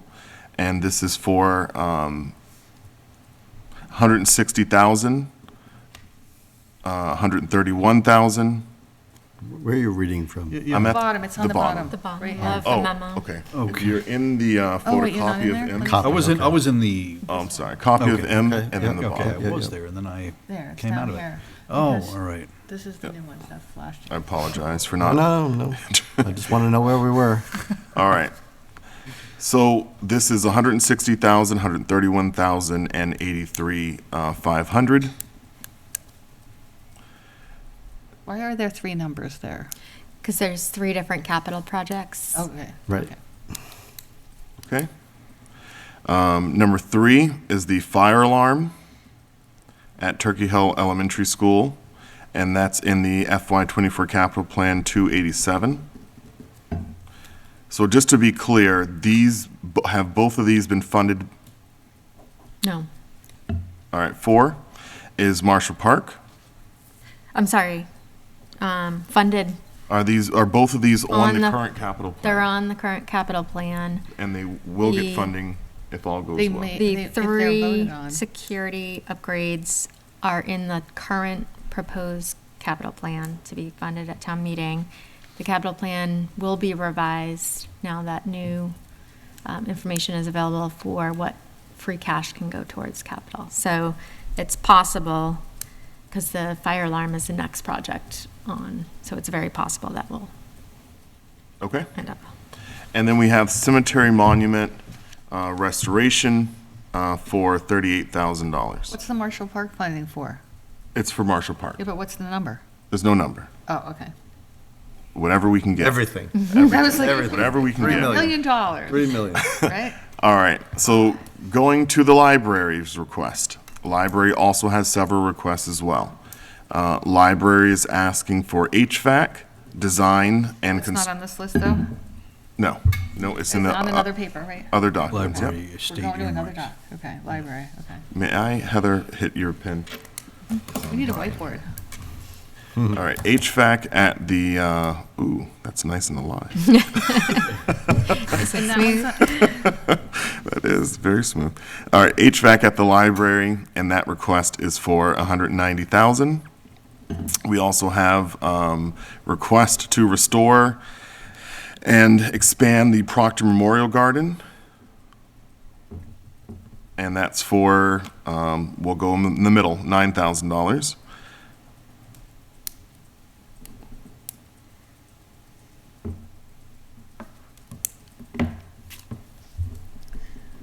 Is that HVAC system on the plan for? No. No, It's on a okay. future year. Future, okay. Yep. 8 is the teen room renovation, and this request is for, we're going to go in the middle, $90,000. Number 9 is, well, on theirs it's 4, and it's exterior painting and maintenance of the library's building envelope, and that is for $36,000. All right. We also have PAC, PAC has submitted basically one request for $22,000. And it's to purchase a used van for the purpose of dependable, basically gives them additional capacity. The benefit is PAC would be able to transport, store, and utilize equipment more conveniently. This would benefit the community as PAC administers more remote location recordings. By having the ability to access needed equipment without returning to the studio, the time savings would increase productivity and community satisfaction. And it's just noted that the use of personal vehicles is not an optimal way to conduct business, that PAC would be better prepared for event broadcasting with a mobile unit where extra equipment would be available at a moment's notice. So PAC request for vehicle van, and that request is for $22,000. Police and fire. We have a request from the fire department for $65,000. And that request would replacement of a 10-year-old power lift stretcher and loading system in Rescue 2. The system would match system spec and planned replacement of Rescue 1. Power lift, stretcher, and loading. Okay, and then we have 12. We also have a request for $81,053.99. That's for you, Lou. So this is for security upgrade to the public safety building. Is this what's noted Yes, earlier? yep. All right, so that's just the updated price. Okay. So I was off by, All right. I said 83. We have a request from the sewer department, sewer commissioners. This request is for $200,000 for the purpose of sewer manhole repairs. Okay. And then request 13 is a request from the sewer commissioners for $300,000. And this is for pump station upgrades. And the explanation on this, I thought the last one was pretty self-explanatory, but the explanation on this one is that the upgrade of aged pump station controls, pumps, and standby generators. For each pump station, the upgrades would include the following key components, including but not limited to pumps, instrumentation controls, emergency backup generators, and electrical components. All right. So, in summary, we have first request, public safety. Second request, Turkey Hill security upgrades. Then for $160, $131, and for $83,500. We have fire alarm replacement at Turkey Hill for $287,000. Marshall Park, whatever they can get. Cemetery monument restoration for $38,000. HVAC at the library for $190,000. Restore and expand Proctor Memorial Garden at the library, $9,000. Teen renovation at the library, $90,000. Exterior painting at the library, $36,000. PAC, vehicle van, $22,000. Power lift stretcher for the fire department, $65,000. Sewer manhole repairs, $200,000. Sewer pump station upgrades, $300,000. So what we want to identify is 4 projects of this list, 4, that we want to put forward. That's what they are. Did they ask for anything more than 4 this year? I know they always ask for 3, and we give them 4. We submitted, I think, 7 last year, but they usually want 4. Yeah. So they're asking for 4. So it doesn't get silly. I mean, you could get up to 5. I mean, they can pick and choose. But I mean, as long as you don't give them a spreadsheet with cross-indexing, I think you're okay. All right. So what are our immediate thoughts? Let's see. Public safety upgrades. Is that making it in? Well, is that the security camera? Oh, the public safety building. No. That's the security system upgrades that are. Oh, that's for Turkey. You're talking about this No, one? he's talking about the public safety building. Public safety. Okay. The one that's right now failing, Gotcha. right? That's the one I referenced in my report, that they're having critical failures right now. But when he got to the public safety one, was I that, mentioned it down here, It's but duplicated. it is the same. Yes. Yeah, so I read on that spreadsheet that we're losing recordings of booking areas. That is absolutely no good. So yes, this is a high priority as far as I'm concerned. Is this an area where we want to allocate ARPA funding immediately to resolve? That's the other option I was going to I would, ask the I board. would, I would have to say that. They're losing Yes, recordings, we can't, absolutely. yeah, we can't, it's not good if your public safety isn't safe. That's not good. Okay. Why don't we take public safety upgrades off and let's put this on the agenda for next week. All right, so what are we going to suggest then? Turkey Hill and primary school, our success with getting money, what's the most that we generally get? 100,000. 100,000? Yeah. All right. So security upgrades at Turkey Hill, I think the other thing we want to think about is that since this is the legislature, emotional, pretty sexy things are what works the best. What? So, Emotional, pretty sexy thing? yeah, things that they can sell, Yeah. things that, Oh, yeah, Things that are broad easily support. marketable, so Yeah. yes, support for schools is an easy sell. Yeah, it's an easy sell. Some of this, like, some things are going to be harder, like, that I can imagine. So, Turkey Hill Elementary School, security upgrades, we have 3 requests. Do we want to forward these along? What, are they the top requests in the capital plan, They're currently going to be funded by the They capital were near the plan. top, yes. right? Yes, they were near the top. Yeah. I think they're the ones, I think they are the ones Runs, after the right? ones I thought we they were gave the one- yeah, ARPA I thought funds they for, were. yes. Right? Okay. So, are we feeling confident that the capital plan will cover these and that we don't need to ask for If we legislators? use it as one line item with the multiple numbers, that looks like one thing, so Yeah. that, yes, I would go Yes. with that. Yeah, I would think so, Yes. right? So we want to do one line item for do we want to keep this in? Yes. Okay. I do. I mean, Where are you We're at? going to use that as one project? Yes, is that what you want to support? yes. So then We we have would. 2 yeses. I'm Okay, but still on then- the fence. Okay, so okay, so then what happens with capital plan at town meeting? It would still be funded. It would just be a reimbursement at that Okay, point. okay, We'd reappropriate those funds at a future town meeting towards okay, capital. all right, okay, So, keep it in? I guess, You're an I guess. I'm an I guess too. yeah. Let's come Oh, back to it. Okay, Fire alarm, and my only I guess is I support it, obviously. Oh, yeah. But we're clearly going to fund it, so I just want to I want to just work through the rest. Yeah, To okay. see what we have, things that maybe wouldn't get funded elsewhere. But I support it, so we're going to have that as a one placeholder. All right, number 2. So we have fire alarm at Turkey Hill Elementary School, $287,000. That also is currently in the capital plan. Do we want to ask the state for but reimbursement? that's not in the top of the capital plan, correct? No, it's the. It's on one of the lower Missed the ones? cutoff of the current list. It's the next in line. Pre, It's next in line. Oh, okay, before we spent the ARPA on some of the other stuff? Right, Okay, right. And before the town manager was, in the Right. working of the budget, there is now more money that can be Okay. allocated, yes. Okay. I would not put it on no. No? the school, I wouldn't, no. No? No? Okay. Marshall Park. Quick that's question on that, just out of curiosity, because I'm curious, like $287,000. Is that literally just for an alarm, or does that include like fire suppression too? Yeah, so I don't know, but I that thought they price were tells me upgrading- that they're It's a big upgrading building. this. The entire, Yeah, I thought that's- it was The whole thing. system. The whole system in the building. Yeah. Including suppression? So with that. No. No. No. So at that cost, from my own experience, that would be the control panel, the primary control panel, and all equipment off of that control Right. panel. how- Yeah. Every room, every Every classroom that strobe, has a every- detector, all everything. the wiring, and all the labor, because it's Yeah. a big Yeah. building. Yeah. Yeah, I could see Yeah. that. So, Yeah. all right.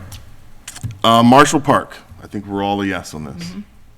Yeah, I mean, But we yes, gotta- yes, I'm a yes. I'm a little concerned because we're not saying anything, just like leaving a blank I think nothing. we need to put a dollar. No, we amount on definitely it. have to put a dollar in there. We're not leaving blank. They'll give us a dollar. What dollar amount do we want to put forward? Well, I mean, if I look at what other towns have gotten in the area for parks, I mean, they've gotten like the full amount of $100,000, so we should put. At least that. Yeah, I don't see anything larger than that. I think maybe one of the cities did, but you're not gonna compare what Lunenburg gets to, like No. Leominster Yeah. or Fitchburg compared to their population size, so, So 250, let them cut it down to 100? Sure. sure. Okay. Let's see, cemetery monuments, $38,000. Keep going. Let's just hear the rest. I'll remind us of what's coming Yeah. up. So what's coming up again is HVAC at the library, $190,000. Restoring and expanding the Proctor Memorial Garden at the library for $9,000. Teen renovations room at the library for $90,000. Exterior painting at the library for $36,000. PAC vehicle for $22,000. And then the fire request for $65,000 for a power lift stretcher and loading system. And then sewer has 2 requests. One for manhole covers, $200,000. And then, manhole repairs, including the covers, $200,000, and then $300,000 for pump station upgrades. So going back to cemetery monuments, $38,000. I'm okay. I'm a yes, but I don't know that it's something we need the state Right. assistant for. Yeah, exactly. okay. Next, HVAC at the library, Okay, so it's on the $190,000. capital plan. How far down is it? How many years in I advance? think it was fiscal 30, it was ways out. Okay. Oh, so that it's- is out. Yeah. Now they have been having some issues. They've had some repairs. The building at this point is about 20 years old. Well, I want to try to balance other departments too. So I want to make sure that everybody has, something represented there. If I had to choose one from the library, especially after all the discussion at capital plan about envelopes, I'd go with the exterior painting Okay, and envelope. Okay. Are we all in agreement with that? sure. Yep. All right, so library, 36,000 exterior paint. Okay?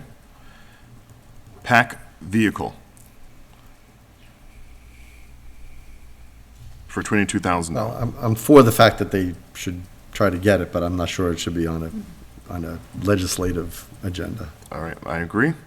Power lift stretchers, $65,000 for the fire department.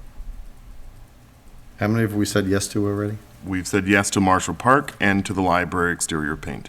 And we are holding a position for the Turkey Hill Elementary School primary security upgrades.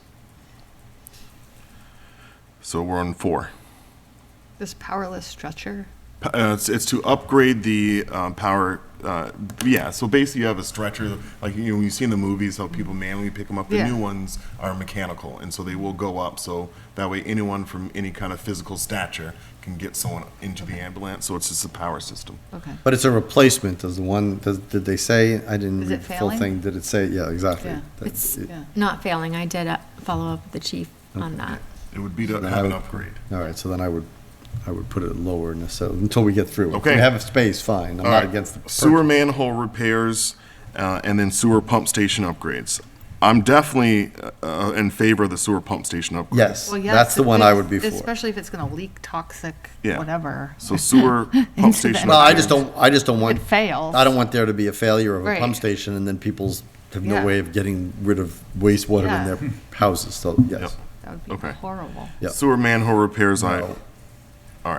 So now we have Marshall Park, $250,000, library, $36,000, sewer pump station, $300,000, and we have Turkey Hill. Are we coming? Let's come back to Turkey Hill.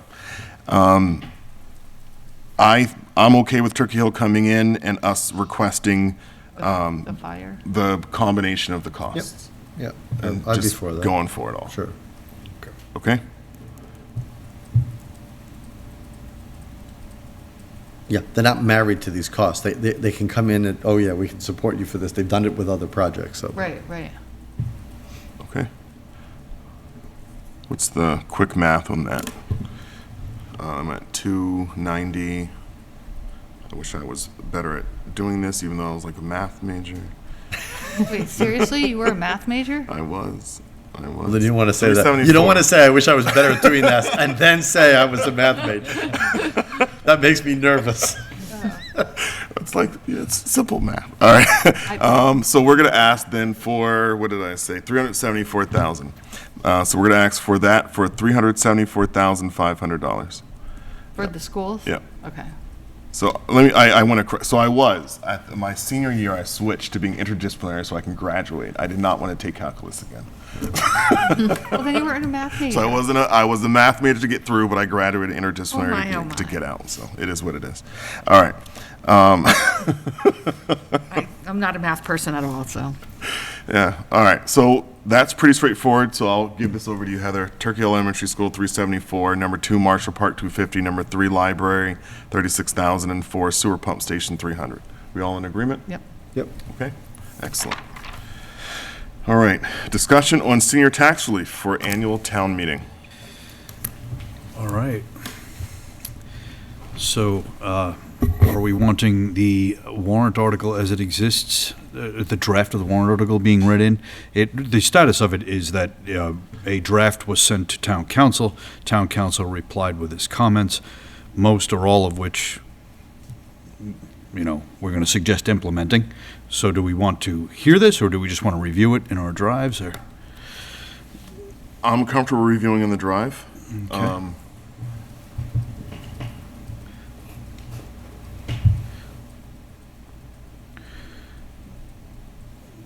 Whoops.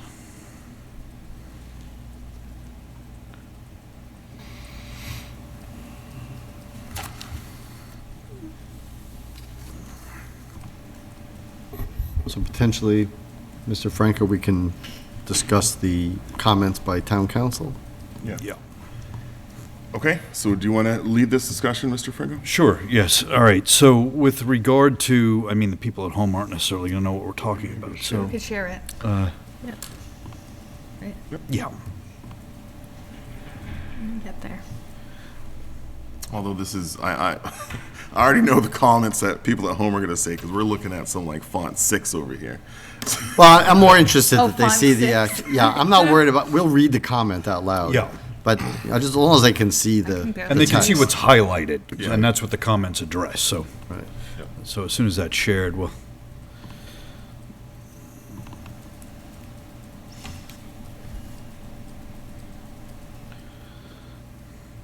It's still pretty small, but it's Yeah. readable. If you could- yeah, let- Can take the comments off the screen or like No, push it there's over? a People on PDF. Zoom can see it, Yeah, yeah. right? People on Zoom will be able to see it more than on TV, maybe. Or Facebook. No, I'm saying any bigger, no. Bigger? You should be able to, you should be able to magnify it still.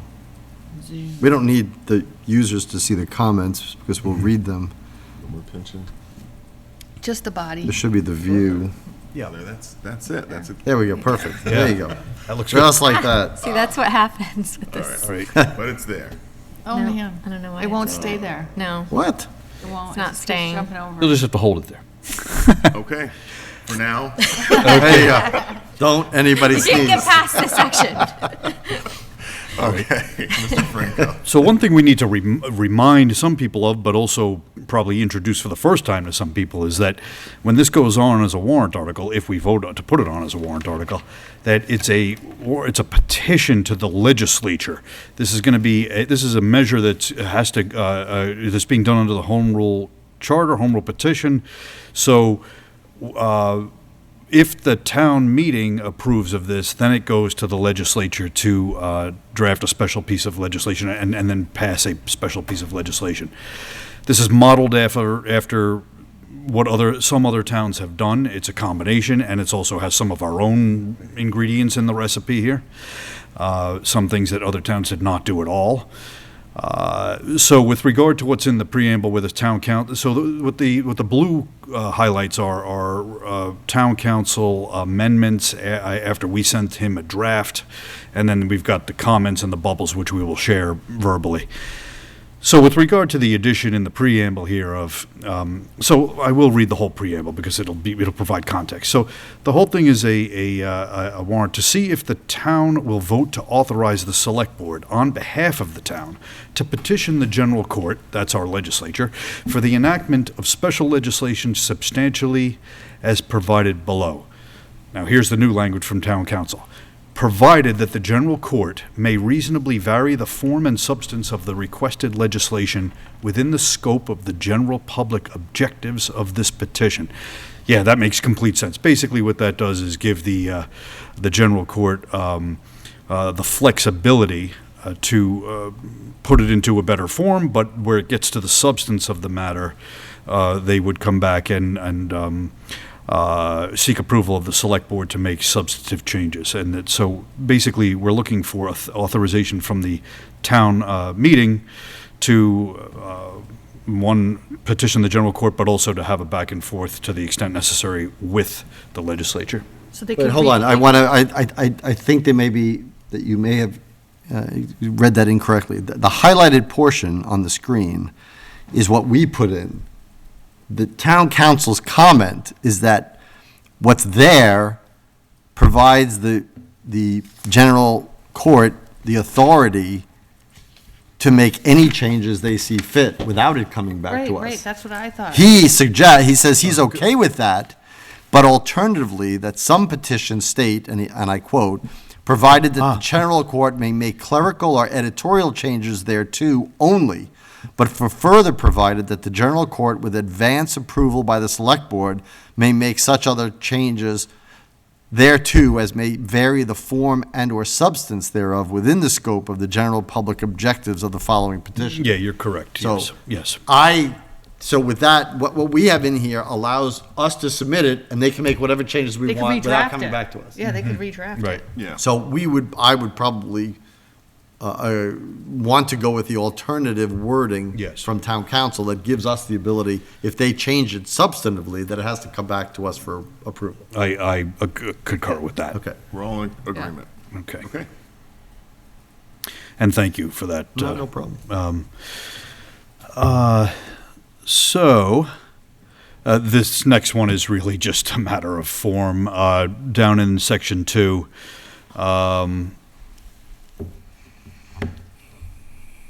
I had put these as A, B, C, D. He put them as to I, double I, et cetera. So that's just a question of form for an act, a legislative act. Yep. So with regard to provisions 5 and 6, and let's look at this comment, actually.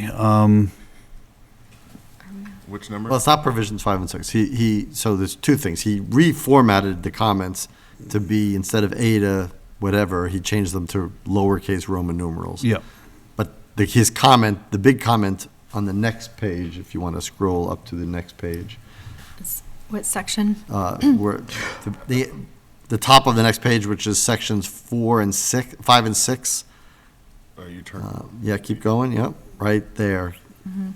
And that, yeah. We should be citing sections of Mass General laws, essentially. Right. So we want to, I don't want to speak for Mr. Franco. I looked at this and I agree with the comment made by town council in that any time that we're going to be making any reference of things that can be referenced in Mass General laws in certain sections and chapters, we should be doing it to make this as clean as possible. I just reviewed this today, so I'd like to look at it again before we come to a determination.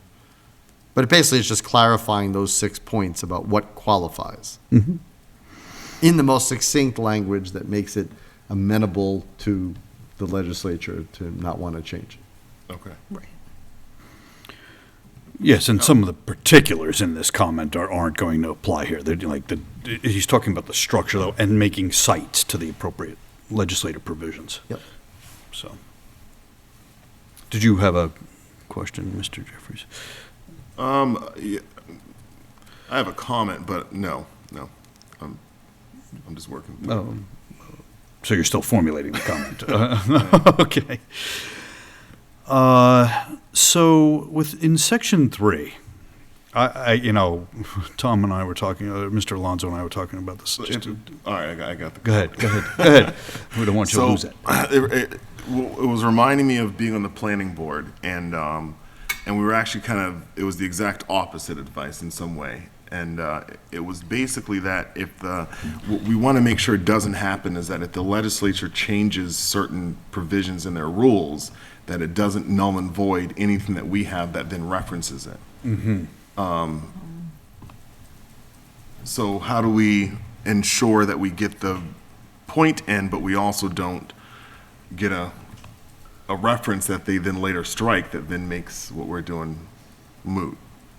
Yeah, that's a good question. Unless we're quoting things that have been on the books for 200 years. Well, I mean, so far, like Lower Roman numeral 2 is the only one that I can see of that we've already cited where in Mass General Law that is. And that has been in force for many years, and the chance of that being totally removed, I guess, is possible.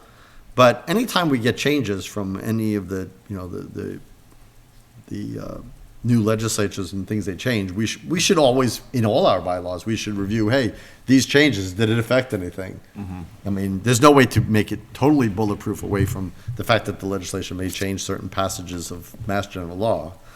There's not many in this case, because most of our items, most of our criteria are really not referenceable to Mass General Law. Yeah, just interesting, like, but to Mr. Jeffrey's point, it is interesting because it creates another layer. Like, what happens in that situation? It's not just a question of going back to town meeting and amending a bylaw. I mean, now it needs to go back up to the legislature to amend it again, right? Yeah. So it's a multi-year process. Yeah. So I do see your point, and I think it's probably worth chewing on it, but I see Adam's point here too, that any time you are citing some kind of credit that's available, whatever, you should cite the section of Mass General Laws that applies. So something to reconcile. Yeah. Yeah, maybe if it's reconcilable. Yeah. If it is. Yeah, because we're making use of state programs that seniors have access to, that we're saying you have to apply for those before you can apply locally. And, we can't take the copy out of Mass General Law and put it in here. That would just make the thing forever long, and probably take it out of context, because there's probably references in Mass General Law that talk about other places in that chapter. So, When you looked at other towns, did they have references to Mass General Law? in this regard, In this regard, yes, too? they did. Yes. For this particular item. So, actually, sorry, I just want to go back up to Roman 1 for a second. We will keep this, and this was a point that Mr. Alonso had made when he and I were discussing this, sort of drafting all of this. Some towns merely say that the real property owner is owned and occupied by someone who would have qualified for the state senior circuit breaker tax credit in the previous year. We actually intend for this to be that they have applied for and had it granted. So we are creating a little bit of a higher bar. We're trying to hone this in on people that really have the need, and they've got the need so much that they've undertaken all the due diligence to apply for and acquire all programs that may be available before this one kicks in. Right. So,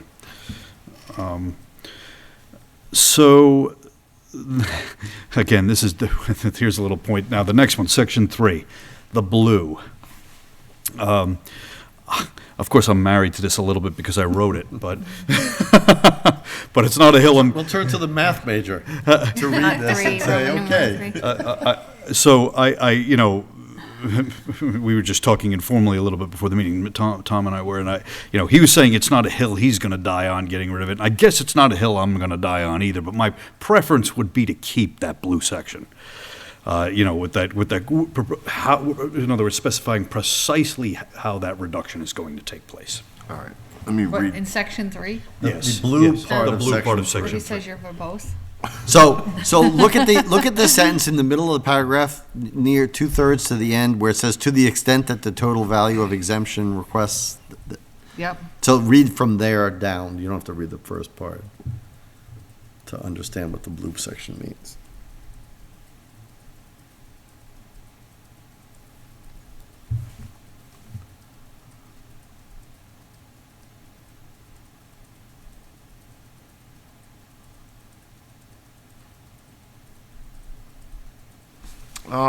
I agree with you, Lou. I agree with you. Keep it in.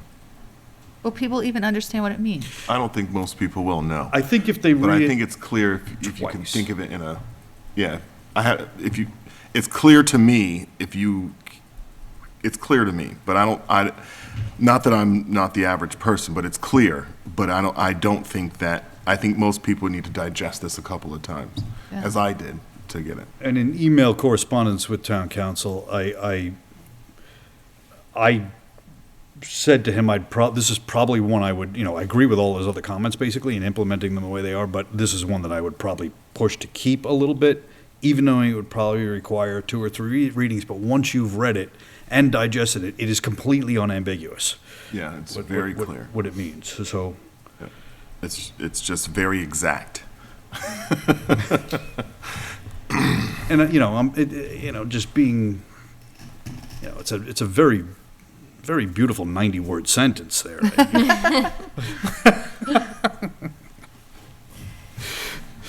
Well, my comment was that it doesn't, as soon as you say proportionally reduced, you could put equally and proportionally reduced, I guess, but anything after that is just redundant and makes it confusing. For regular people. Right. Yeah. Well, that's who's going to be voting on that's this. what I mean, yeah. That's why I'm That's for why removing I'm it. just like worried that people at town meeting might not understand what it actually means. And you have to consider the people who are going to have to implement this in Right, the office right. as well. Right. So Lou, we have 2 no's. Well, I'm just concerned. Well, there's all sorts of provisions in legislation that the average person isn't going to get right off the reading it once or twice, so. Yeah, it's normal. Oh, I know. Well, what was it that, the public safety, like the police officers going for their back pay thing that came over, the fire department, when we read that legislation? Oh, yeah. That was not, that was almost not even English. Oh, yes. Like it was Remember? hieroglyphics. Yes, yeah. And I'm good at reading these things, and it was hieroglyphics. Yeah, yeah. I think, at town meeting, just a demonstration, like a mathematical demonstration Right. of how that's. So a visibility, Yeah. like, to show in numbers or an Yeah. example. Like this, like Which we could do. We did Yes, this, and yeah, that would yeah. be much, like, helpful Right. for that Yeah. section. Yeah. I think there's going to have to, there's going to need to be a visual. A visual, you Yeah. need a visual for that. Yeah, which I provided here last, when we were just discussing the Right, framework. right. So we would just have to do that again Yeah. at town meeting, Right, so. I think that would be very helpful. And then it'll go to the legislature and they'll strike it, so, Possibly. I will appear on Beacon Hill and defend to the death. All right. So I personally think it's clear. I know it's verbose, and when I wouldn't say it's verbose, I know it feels verbose, but it's very exact, in my opinion. So I would be in favor of keeping it, but I also I don't want us to be split on this. So I know where Lou stands. I know where. We're going to be, I have a funny feeling we're going to be split on this, and sometimes that's the world. It is what it is. Fine. Okay, we're split. Yeah. I do want to go back, and again, I only reviewed this today, so I have to review that particular, now that it's highlighted. I mean, I read it before it was submitted, but I want to go over it and see if it is exactly exact. I take Mr. Franco's word for it, that he's read it several times, and I just want to make sure. Okay. But anyway. All right. Otherwise, in substance, I want to review all the items from section 3 that were highlighted and see if there's any way. I having read them now again tonight, I don't think there's any other thing we can capture other than what we've put in there. So I'm fairly content with, we're very content with what's in there, that it's accurate. When do we need to file this? I will also add that the idea of putting the 1% cap was Mr. Alonso's in general. In other words, we were concerned when this was being modeled, we really didn't know what the total exposure was going to be. We didn't know if the parameters we set out otherwise, 15 years in town or 20 years in town, exactly how many households that was going to invite to put in claims. So Mr. Alonso suggested the idea of tying a cap in the aggregate to 1% of the levy, so that in general, the concept of doing that was Mr. Alonso's brainchild, and I did not see any other town that did that. So it allows for, as the town grows, and the amount of we can offset will grow as far as in the actual dollar amount. But the percentage, we're never going to be asked to, the taxpayers are never going to be asked to offset more than 1% of Right. the levy. Yeah. So then it really doesn't matter, as long as you've got this 1% levy limit and you have a proportional reduction of what everybody's claiming, you know exactly what your maximum exposure is going to be under the relief. So. Okay. All right. And then section The last comment then in section 5 is, it looks to be just town council adding in our normal, or taking any other action relative thereto. Yeah, under 6, yeah. Okay. Right. So between now and next week, I think we have until our meeting in April, but I think we're trying to wrap this up next week. Hold on a second. Do I remember, did we talk about putting this last section 6 in?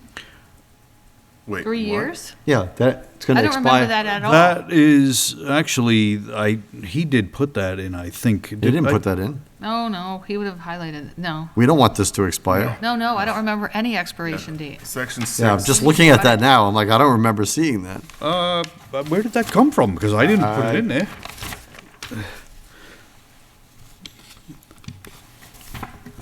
Or did I? Yeah, It's we don't okay want, if you we don't don't want to remember. have to renew this every 3 No, years. not That at would all. be- No. Not at town meeting. Are you sure that's what that means? This act, I got to believe this act is this whole thing, Yep. Yeah, I would think so, right? because the whole thing is an act authorizing the town of Lunenburg. I don't have what I actually submitted to him, but I don't Okay, well, think we I- want to, Actually, Strike that. Yeah. I'm, as I think about that, I think that what this is saying is that this act of the legislature shall expire. That means they can't make any modifications, because we've given them permission in the first part to make modifications. And I think that what we're saying at the very end of it is that they can't make any modifications. I don't think No, I don't that's read it what that way at means. all. No. Nope. 'Cause what- Not the way it's set up. What's implementation of the exemption? So you think this verbiage means that within 3 years of us implementing this, that the whole thing is Right, over? that's what it sounds Yeah. like. Okay. That would be worth clarifying or deleting, if that's what it means. Yeah. Well, because it says an act authorizing the town of Lunenburg to establish a means-tested senior citizen property tax exemption. Yeah, I would So read if it, the Can we ask town council find what this out? means? yeah. This act, I think we're reading it differently, so that Right, means right. it's not clear. it's, yeah, Well, again, it's, this whole thing that we're presenting to the legislature is an act. yeah. So this act refers to this whole item, this thing. document in its entirety. That's why I was, maybe he's inferring like if the state were to do their own Senior exemption, relief. senior Yeah. relief program exemption, this act would expire, but I don't know. Well, we could write that in there, That's- though. Can't that's- you, then you would write that He in can there. answer and that, yeah. If the state has its own, then this act, Which they are exploring. Right. yeah. Thank Well, then God. that would be different verbiage, though. It would Yeah. be totally different. Okay, I'll ask him about section 6. Anything else? He was supposed to get back on references to Mass General Law, basically, for, Yeah, I don't, after reading this, I don't think there are any of the 6 items that we're talking about beside Roman numeral, lower numeral 2. The attained age, that's nothing in mass law, that's just an age. You've owned and occupied a house in Lunenburg as a primary residence. There's no state law for that to reference. Owns no equity or anything, so to me, I don't,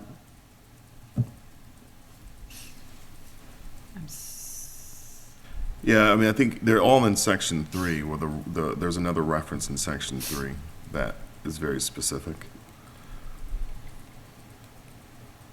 The section K? Yes. Oh, The subsection. That I had in there in the original. Okay. right, and that's part of his notes for the section above. He mentions that in his, Okay. sure. All right, so you have the question for town council. It looks like Mr. Alonso and Mr. Franco are gonna mull over a couple things and come Yep. back next week with the Final, hopefully, yeah. with the final revision, hopefully, if. and town manager, you'll get the opinion about that section Yes. 6. Okay, Yep, good. I'll Thank you. follow up on that. Okay, perfect. It's helpful to see my gut in the photo. All right. Anything else regarding that article? All right, sounds like we're pretty straightforward. So next, we're going to review the annual town meeting warrant and the articles that we have, and then we will vote on areas of recommendation that we can vote on, and the areas that we can't. We will, We're gonna do the whole thing tonight? it's fun. So It's fine. the easiest way to do this is for one person to make all of the recommendations as we go through this. And so we just keep cranking through. Oh, okay. I know in years past, I've kind of been that guy for doing this, just to help out the process. But we do have to read them, so this is going to be a bit of time here. All right, so And you have until April 4th, too. we do. your So final. why don't we handle, why don't we take the first up till K? And then, how many double letters do we have here No, today? none. That's, No, so, yeah, we're fine. All right, so let's start in the beginning portion Let's of have a it. nice short meeting. Well, we're already at 9 o'clock, so it's not going to be short. But. Well, shorter. All right, so A, to see if the town will vote to hear and accept the regular written reports of the town officers and committees or take any action relative thereto. This is a, Aren't these Recommend those- approval. right? Recommend approval. okay? Motion recommend approval. Second. I All in second favor? that, yeah. Well, these aren't, it's not full motions, but everyone in Right, we're favor? ju- Yeah. It's one of those, What is Mr., did you find something? Yeah, I'm sorry. He's At some so point, I want focused to on the reopen the other. senior tax. Okay, let's pause. Let's pause. Let's go backwards. Okay. This is really important. Yep. There's a memo from February of '21 that, and it's not included in here, one change recommended, this is in '21, by principal assessor, is that if the town decides to move forward with this home rule petition request, you should include a provision that says no exemption shall be granted under this act until the Department of Revenue certifies a residential tax rate for the applicable tax year. Yeah, that's Where the- section 5. Yep. We have that in section 5. We do have it, all right. Yep, all right. All right, sorry. No worries. Okay, anything else, Lou? I want to make sure you're comfortable. This is, You do have another week. yes, I'm good. All right. Sorry. Okay, so we're going to go back to the annual town meeting. Article number 1, we are voting to recommend approval. Everyone in favor of that? Yes. A, Article A. Article A, thank you. Everyone in favor of that? Heather, Lou, Tom? Aye. Okay. We are 4-0. B, to see if the town will vote to authorize revolving funds for various departments, boards, committees, agencies, or officers pursuant to MGL, Chapter 44, Section 53E. Is that 1.5? Yeah, 53E and a half. 53E and a half. For the fiscal year beginning July the 1st, 2023, to be expended in accordance with the bylaw heretofore approved, or take any other action relative thereto. And what this proposes is the ambulance billing, $100,000, timber rights, $10,000, school custodial special details, $13,000, Green Thumb, $5,000, library revolving, $12,000, council and aging mart revolving, $45,000, stormwater task force, $5,000, electrical, gas, plumbing inspector, $46,000, and technology, $30,000. Is it possible to Are there share any this? changes? Through you, Mr. Chair, to the Of town course. manager, are there any changes to these no, amounts? those are all the same as. Then I would recommend that we recommend approval. Recommend approval. Second. Yep. Well, just yes. We're just going down, right? Lou? Yes. Yeah. Tom, yes? Yes. Okay, 4-0. For B. C, to see if the town will vote to raise and appropriate or transfer from available funds a sum of money for payment of prior year expenses. I think we need to come back to this. So D, see if the town will vote to transfer from available funds all sums of money necessary to amend the amounts voted. We need to come back to this. E, to see if the town will vote to transfer from available funds all sums of money necessary for the overlay account. Yeah, we're gonna have to come back to that one.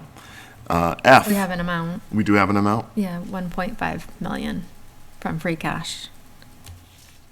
Wait, do we know we're gonna hit that, or you just want to put it in there? That's the worst case. That's the worst case okay. scenario to address. Well, we already have 377,000 available in the account. No.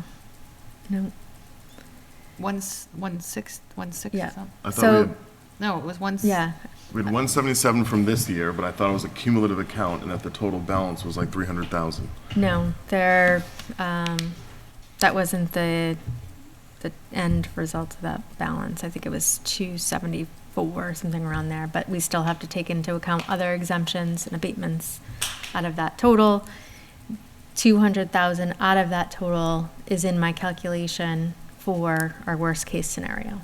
So that includes worst case scenario if every abatement was approved, plus interest if it prolonged to ATB and that we had to pay back interest on those abatements. Got it. Minus the 200,000 from the overlay. So worst case scenario, 1.5. Is there a likelihood that that number will change between now and then? No. Okay.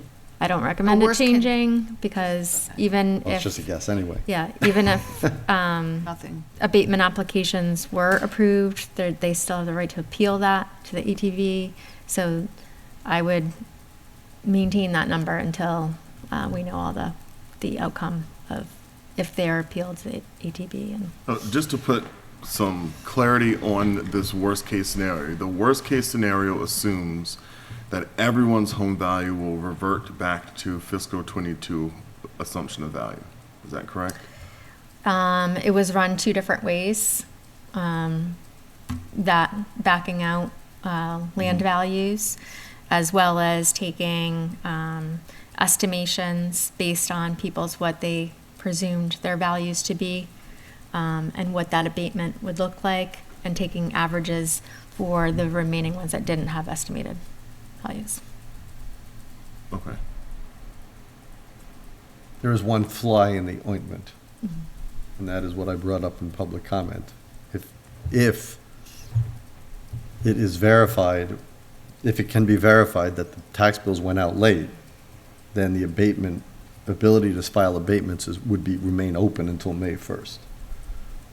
So that's an important thing that could be a variable here. Well, to hit that, I mean, so as my understanding is that the law says the affidavit or mailing is what is required to identify that date, right? I would assume that the day that somebody can prove that they brought the mail to the post office is the date. One would think that would be the date. Not when they opened the order or they started the process of paying for it, but when they actually brought the palletized sorted mail to be mailed to the post office. I agree with you. Okay. But I think what I'm saying is my understanding, though, is that the triggers in that, looking that up, that the triggers there were an affidavit or a postmark. Yeah, we So in don't, terms of when someone can submit an abatement request, it's related to the postmark on the envelope, since no one got any postmarks in their envelope, because it was batch mail, that it reverts to the affidavit. So There's nothing on the back of the tax bill that speaks to any of that. It just says if they were mailed. So it doesn't talk about postmarks or anything because most things aren't postmarked. I thought it was in anymore. Mass General Law. it is. I think Mass I'm General referring law. to what's in All Mass right, well, Yeah. again, It's I right would there in recommend, Mass. I'm more than happy to look at it, but again, when the mail was actually delivered, should be a knowable fact. It should be. Okay. I think what I'm underlying getting to is that if we have a sworn affidavit that is false, that are we then liable, or is the person who gave us a false affidavit liable? Well, again, I'm not an attorney, but I think that would be pretty clear that we didn't make the person give us a false affidavit. If the affidavit is false, and again, it's not verified, but if the affidavit is false, it's certainly not our responsibility that a third party that we contracted would have given us a false affidavit. Right. How would that be on us? I guess what okay. Well, so going back to the question Yes. of that, we wouldn't have an answer by town meeting Anyway. anyways. Okay. So I think I would still, stick with that 1.5 million. If we had to amend, change the motion on town meeting floor,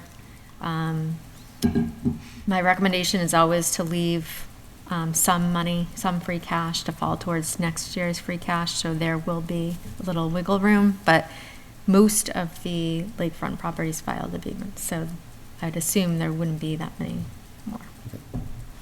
And I think what I was underlying trying to get at was if if, and I think we have to, a question on this, but if the statute only provides the way to calculate by postmarks or affidavit, then I think it's kind of the unknown question of, well, what happens if the affidavit is false? Or, you know, similarly, what happens if a postmark is false? But what happens if the affidavit then is false? Does that mean that the town can't collect those taxes? Or does it mean that which I think would be the moral answer, that, you know, if something didn't happen when it was supposed to happen, I think the moral answer would likely be then you can't do it. But the legal answer may be, well, you have the document, so you must go this route. So then would we then be in the position of going after, you know, do we have then some cause for remedy through the vendor who did us wrong in this case? And you know what I'm saying? That would be town council's question. Yeah, so. I mean, if you entertain the notion that it says affidavit and we have an affidavit, and there's some notion that affidavits are never wrong, then I don't know what you would say. But obviously the law doesn't work like that, because the law presumes that anything can be mistaken or anything can be possibly falsified. I'm not saying anybody falsified anything. I'm saying that there's a discrepancy, that there should be a knowable fact about when it was brought there. Yeah. That's all I'm saying. Yep. And I think that there is one. Okay. Anyway, All right. but So- to the town manager's point, I'm fine with voting this in. If the fellow members are, I'm fine with waiting till next week. I want to wait. Okay. All right. We all okay waiting? Okay. That was, were we on F? We are Yeah, now that was on F. E. so Now we're on F, F. yeah. All right. And To see we're if going to the- hold on this one, too. Yep, so F is about the capital plan, so we're gonna go to G, to see if the town will vote to raise and appropriate or transfer from available funds a sum of money to defray the costs, to defray the charges and expenses of the town for fiscal '24, and to fix the salaries and compensation of all elected officials of the town and any other items included in the budget of the town manager. So the only elected official that gets paid is the town clerk. Right. So we have a plural there, elected officials. That's Well, the, that's fine, it's just. the language of the, Okay. But at this point, we don't have a number, so there's nothing we can do? right, All right. not a final budget. Is your expectation that we're going to have, I mean, I personally believe that it's very important for us to make recommendations in advance. Is your expectation that we're going to be able to have the numbers for all of these prior to us needing to mail this out? I will do my very best, given the information that I have available. I know it's going to be challenging this year, so, It is. all right. So your very best means? I'm trying to as well meet Finance Committee's schedule for public hearings. They may hold another hearing after the 30th, which they have, they did last year, I think, or a year prior. So I will try for the April 4th meeting to make sure we have all relevant All right. information. H. This is related to the collective bargaining agreement for municipal employees union.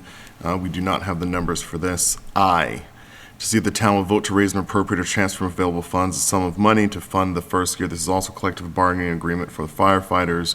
We don't have the numbers yet. J, this is related to stabilization fund. We do not have the numbers yet. K, this is related to the special purpose stabilization fund. We do not have, I'll stop saying that. All right, L.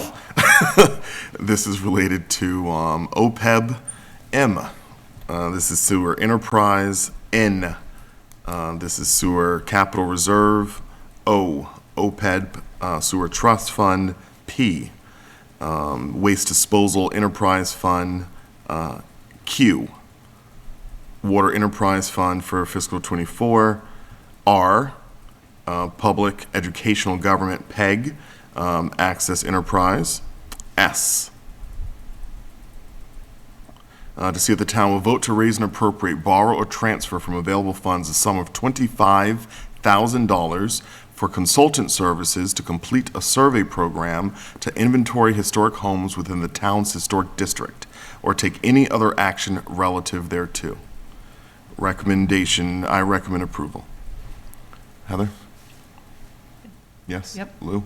Yes. Tom? This is S? S. Yeah, I'm fine. I Okay. mean, I would ask that any commission or committee that submits something to us would present why, but I know what this is, so I'm fine with saying yes. Yep. All right. T, as in Tango, to see if the town will vote to replace the current salary schedule in the Code of Lunenburg. Do we have that updated schedule yet? No, they're still discussing it. Personnel committee is. Okay. Can we please have them come before us as soon as possible to go over that before, if possible, next week or on the 4th, first thing on the 4th, like 15 Do they have a minute new appointment. chair? I think that's their next meeting, which is tomorrow. Tomorrow. Their reorg. Okay. If on the 4th, like 15 minutes, because we have a workshop. All right. U, uniform, to see if the town will vote pursuant to Mass General Law, Chapter 40, Section 59, and Chapter 23A, Section 3A through 3F, and the applicable regulations thereunder, to approve a TIF agreement between the town and Lufu Farms. Do we have, I know we Do we have have. the TIF? No. Not yet. No. V, to see if the town will vote to raise and appropriate, this is related to public safety building for critical security infrastructure. Is this the $83,000 we're talking about? Yes. All right, I think we may want to take this, We're well, t- let's wait till next week. Do wait till next week. Yes, let's wait till next week. All right, W. That's my good Just George. talked about that. All right, we just talked about it, so this is going to have some changes, and then we'll make that recommendation once we see them. X, see if the town will vote to appropriate the sum of $10,000 from the sale of lots account to be used for the care, improvement, and embellishment of the town cemeteries. I would recommend approval. Recommend approval. Yep. All right, all 4-0 in favor. Y, to see if the town will vote to amend the Code of Lunenburg to modify sections 250-4.1 by inserting section 250-4.1K 20, self-storage, as shown below. And this would put self-storage units only available in the commercial zone by special permit. Yep. All right. I'm fine with approving that. Yeah, I think this is straightforward. Are we Same, yep. okay? We are 4-0 in favor. Recommend approval for Y. And then Z, Zulu, to see if the town will vote pursuant to the provisions of General Law, Chapter 40, Section 5B. Can we write it GL without the M, Lou? Mm-hmm. Yep. Yeah. Okay. To create a new special purpose stabilization fund to be known as the Opioid Settlement Stabilization Fund. This is great. I'll just read the whole thing. All right. So to see if the town will vote pursuant to the provisions of General Law, Chapter 40, Section 5B, to create a new special purpose stabilization fund to be known as the Opioid Settlement Stabilization Fund, which may be expended for all of the purposes allowed by law, including those outlined in applicable opioid litigation settlement documents, a document prepared by the Substance Abuse Bureau of the Commonwealth's Office of Health and Human Services Department, found at such and such a website, entitled Abatement Strategies, and consistent with any state guidelines or regulations further clarifying allowable uses of opioid litigation settlement funds, and further, to adopt the last paragraph of said Section 5B and dedicate to such fund without further appropriation 100% of the opioid litigation settlement funds received by the town, and further, to transfer from available funds a sum of money equal to that received or to be received by the town from opioid litigation settlements resulting from the town's participation in the National Opioid Multi-District Litigation into said opioid settlement stabilization fund, or take any other action relative thereto. I recommend approval. I'd second that. Are we all in agreement? 4-0. Recommend approval of Zulu. Okay. Is there any estimation about what we may be receiving? I will get that for our next meeting. Right now, to date, we've received 54,000, I think, and all. Cool. All right.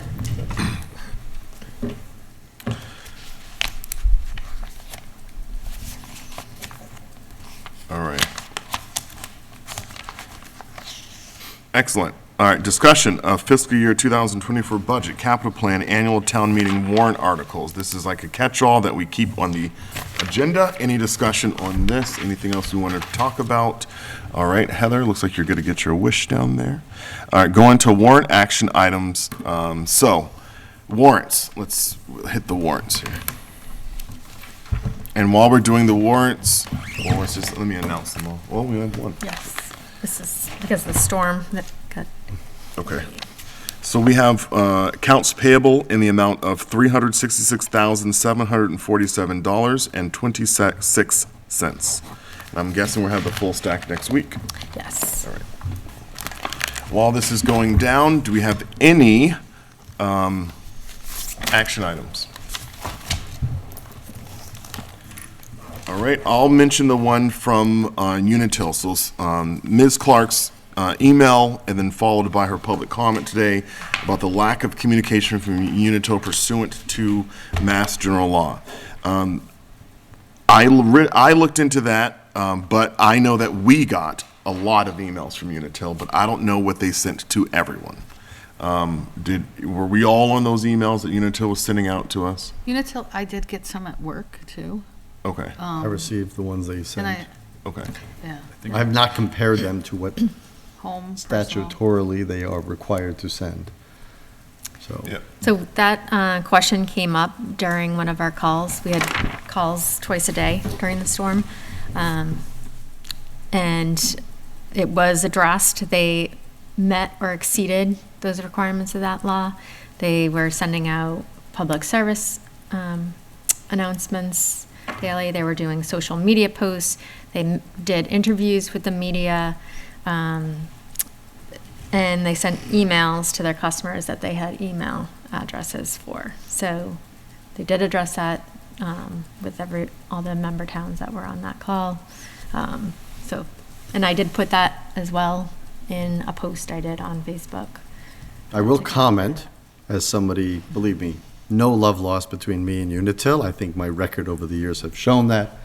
However, with the severity of the storm and the kind of damage that was had on the transmission system, I think that they did a good job in restoring things for the most part, for the large majority of people in 24-hour period during very tough conditions as far as heavy snow, little access because it was the transmission lines. They needed special equipment to even get to the lines.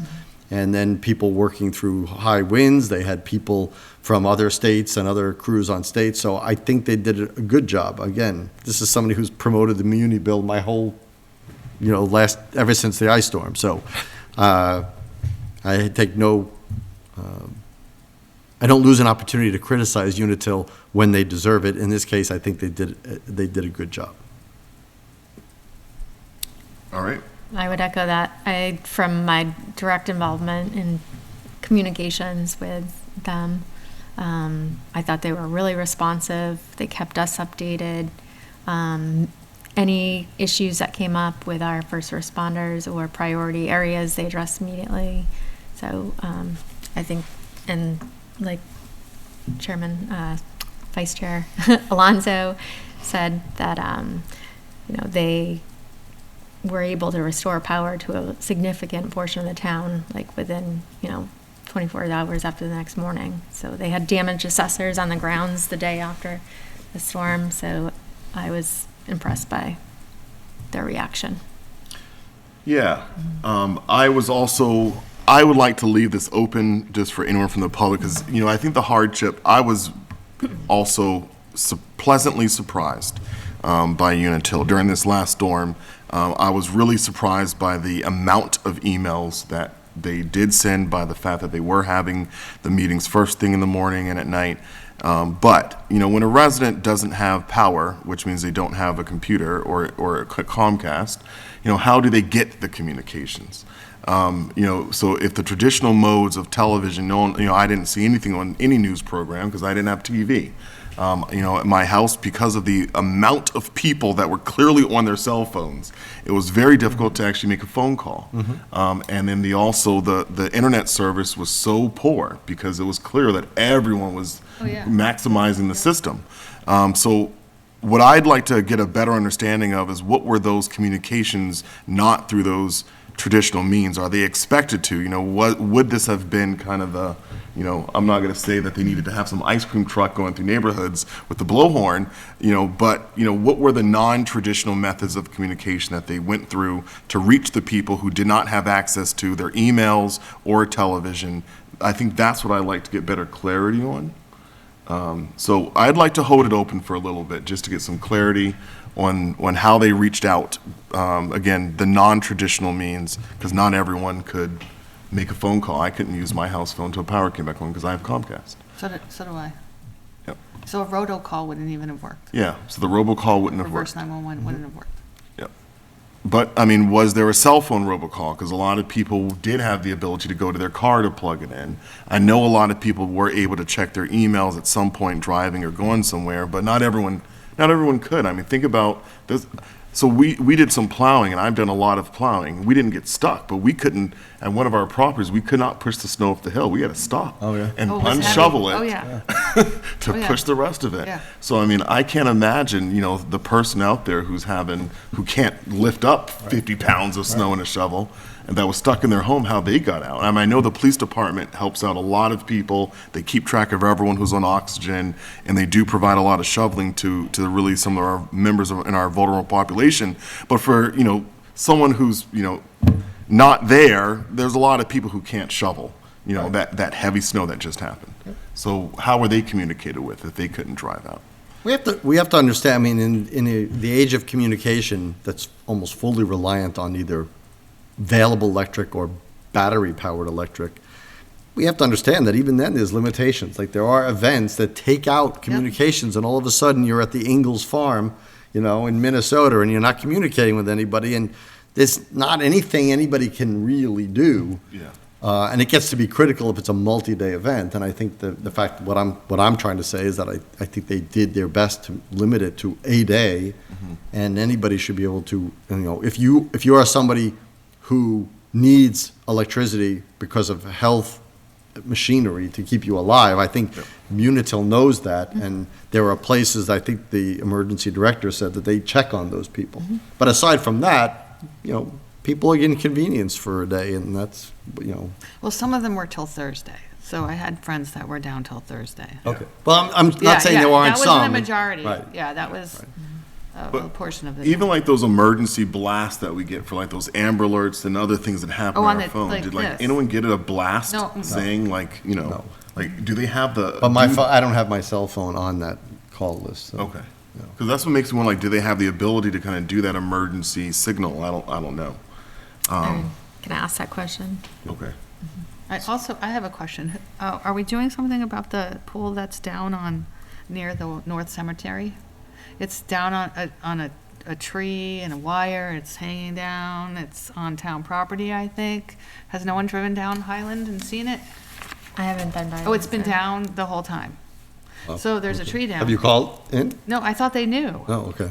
Yeah. Well, I can't imagine they didn't see it. Well, I'm sure other people Like- have. like that, you know Unfortunately, what I at some point, Yeah. everybody drives by and says, "Oh, I can't be the first person to see Right. this." So- I assumed always like that happens. when Right. Unitil trucks were driving by it, they might have noted it. But I don't think any actual electricity runs through it. It was definitely a part on the line that didn't show up on their little grid map. But it is a hazard, so I don't know if that's them or us. Yeah. And I'll the pole talk is to, broken at the bottom, so at some point, the whole pole is gonna go down with the tree. I'll talk to the DPW director first, and then, yeah. If I would add to that, there's a couple of Widowmakers out there on these roads that we might want to see if DPW can drive around, identify, and do something about. Oh, broken limbs and stuff? Yeah. That are just Hanging hanging out. out? That are like hanging Yeah, above. they're dangling. hanging, and Yeah. they're in between wires, some of them. Yep. But also, when the snow clears, they're gonna be on the side of the roads. Yep. Yeah. It's amazing how many limbs still come down. You'd think after all these storms that these trees would have been kind of Cleared sorted off. out. Exactly. That only the strong ones would be up. But it's crazy. Yep. we lost. Mr. Chair, if I two. may, I just want to, since we're talking about this is not action items, but it has to do with the storm, and I want to, Absolutely. if I can say two things. So first of all, I got some not requests, but inquiries about a warming station and why we didn't open one potentially for people during the day or anything. I reached out to our emergency director, who's our fire chief, and the town manager. I want to thank the town manager for providing a very detailed response to that question. And it clearly spelled out what our criteria are and what our policies are. And I would just ask that that be shared, because again, people knowing what to expect in advance, I agreed with everything that the town manager wrote in that report with the emergency director. And so I just wish people knew that in advance so that they have that. But I want to thank her for that work. And I also want to thank the DPW and their team for doing an excellent job on the roads. You know, there was a lot of snow to move. And, you know, I know in my house, our plow guy couldn't even plow around the garage like he used to. He had to come the next day with a front loader and actually remove it because he couldn't pull it. So I can only imagine what getting the roads with that kind of weight and is on the side of the road, and the amount of time with the wind and everything. So I really want to thank them for their hard work and their effective work. Yeah, they did a great job. They did.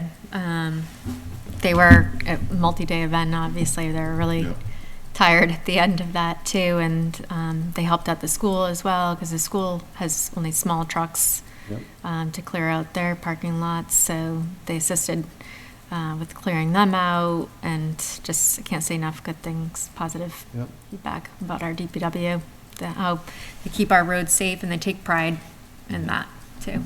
I spoke to the DPW director at Barb Lefebvre's retirement luncheon and thanked him, and I think he's doing it, you know, so far he's been on the job for what, I don't know, 9 months? May. What? Since May. Yeah. Oh, so almost a year now. Okay. So I think he's doing a very good job coming in, so. Concur. Now, I'm out in every single snowstorm, and so I see what is Other going people's on roads. around town. I see all the. I do my job and stay in at every single snowstorm. I plow. I You plow. plow? Yeah. You're a plow guy? I'm a plow guy, so I really enjoy plowing. It's a lot of fun. So, so I'm out, and I see how wonderful of a job that the crew here does, and it really is phenomenal. And you know, quite the difference when you cross over the town lines. A huge difference. Oh, absolutely. I know when I drive. Yeah, I would just encourage, though, anyone who, you know, while snow is coming down, please, for all of us who plow, please stay home, because it just slows down the entire process. It's good to know I'm doing the right thing. Good. When someone with bald tires is out there running to, you know, Or to get the stuck in the convenience store, snow and or yeah. stuck. It's an adventure. Come on. Yeah, no, we I took. do not go out in the Yeah, snow. we're moving pretty quick out there. So, all right, that is any other action items that we have. All right, committee reports. Any committee reports? Yes, this morning, I can't believe it's the same day, actually, was at the Council on Aging. While multiple topics were discussed, I'm only going to just briefly mention two. As a subject of ongoing discussion, the Council on Aging discusses the 300th anniversary celebration and how they can be involved in it. And they were involved in it last time, of course, but very heavily. You know, I recall from that event, and they brought it up again today, about how they opened up the adult activity center is what they're calling it now. So, and had displays of, you know, historic photos and all of that. So that's an ongoing discussion, and they revisit that, seems, at every meeting. The other item I'll mention is, and because I haven't mentioned it in a while, is Eagle House supporters, in conjunction with the Epilepsy Foundation, they're still doing their clothing drive, and they are collecting clothing at the Passios lobby every Tuesday and Thursday between 10 a.m. and 12 p.m. They have already, to date, since they started this, collected 600 bags of clothing so far. So, One of those bags was ours, but 5 of them were my wife. I think that goes till April 29th. is that when? Actually, okay. April 29th is when it ends. Okay. I wonder how much Thanks. weight that is, because they're gonna, Yeah. their donation will be based on weight. Yeah. Well, we put Donate bricks your in our heavy. bag, so. Weight come with rocks. Nice. So funny. All right. Any? I would just say, as the town manager said, the Finance Committee's public hearing for the budget is March 30th here at 7 p.m. Yes, and they have 2 meetings this week, Yes. one tomorrow night, one Thursday night. It's going to be packed agendas because their meeting last week got pushed, consolidated into 2. Just like everybody's, right? Yeah. Conservation Commission was the only one who just kept on going. Yeah. They had their Zoom meeting. Okay, they're at the Ritter. Well, yeah, Zoom. No, they weren't No, there. there is Nobody was Zoom. at the Zoom, yeah, nobody was at the Ritter. All right, quickly, library met last week. I did not attend their full meeting. However, Heather and I, during the day, I asked Heather for some time in her schedule on Wednesday and Thursday during the day. And so we met with the chair of the library, Harry, and then also with one of the members. And really kind of, it was, there's been a lot of communication related to the trust fund money, not all of it's trust funds, but the library a few years ago, the town approved at town meeting to allow the library trustees to be able to manage the trust funds that have been donated to them. The legislature finally passed it last fall, and it's taken a bit just to kind of work through these details. It's a lot of detail stuff. And so we had a meeting with the town manager and Karen Brochu, and kind of just, I think that was a really productive, finalized those kind of final steps just to get the money out of the town's vendors' hands into their vendors' hands. And it was very successful. All money was transferred this week. And so that issue is finally in their hands. It's taken right. a while to get to it, but that is good news. Heather and I took a meeting, unplanned, but kind of planned on very short notice, with a resident, Mr. Jack Rabbit. It was a very productive meeting, in that what Mr. Rabbit came forward with is just the general summary, and I'm sure he's watching. He had surgery this week for hip replacement, so I'm sure in the hospital still. But I'm sure he's going to watch this meeting, as he always does. But it was a really healthy, productive meeting. The first portion of it was focused on some of the tax investigation. He provided a lot of good questions to us, but I'd say the majority of the discussion was about given Jack's experience, about a quality control system and how the town can benefit from that. And this is really looking at the business model for quality control and identifying, how the town could be better for it. I think there's a lot of questions that Ms. Lemieux and I had coming out of that, which is, kind of who are the entities that have this kind of specialized skill set. Obviously, a project of that scale would be costly and would require a lot of energy behind it, pushing it. So I'm not sure if everyone, I believe Mr. Rabbit sent over the weekend a lengthy packet.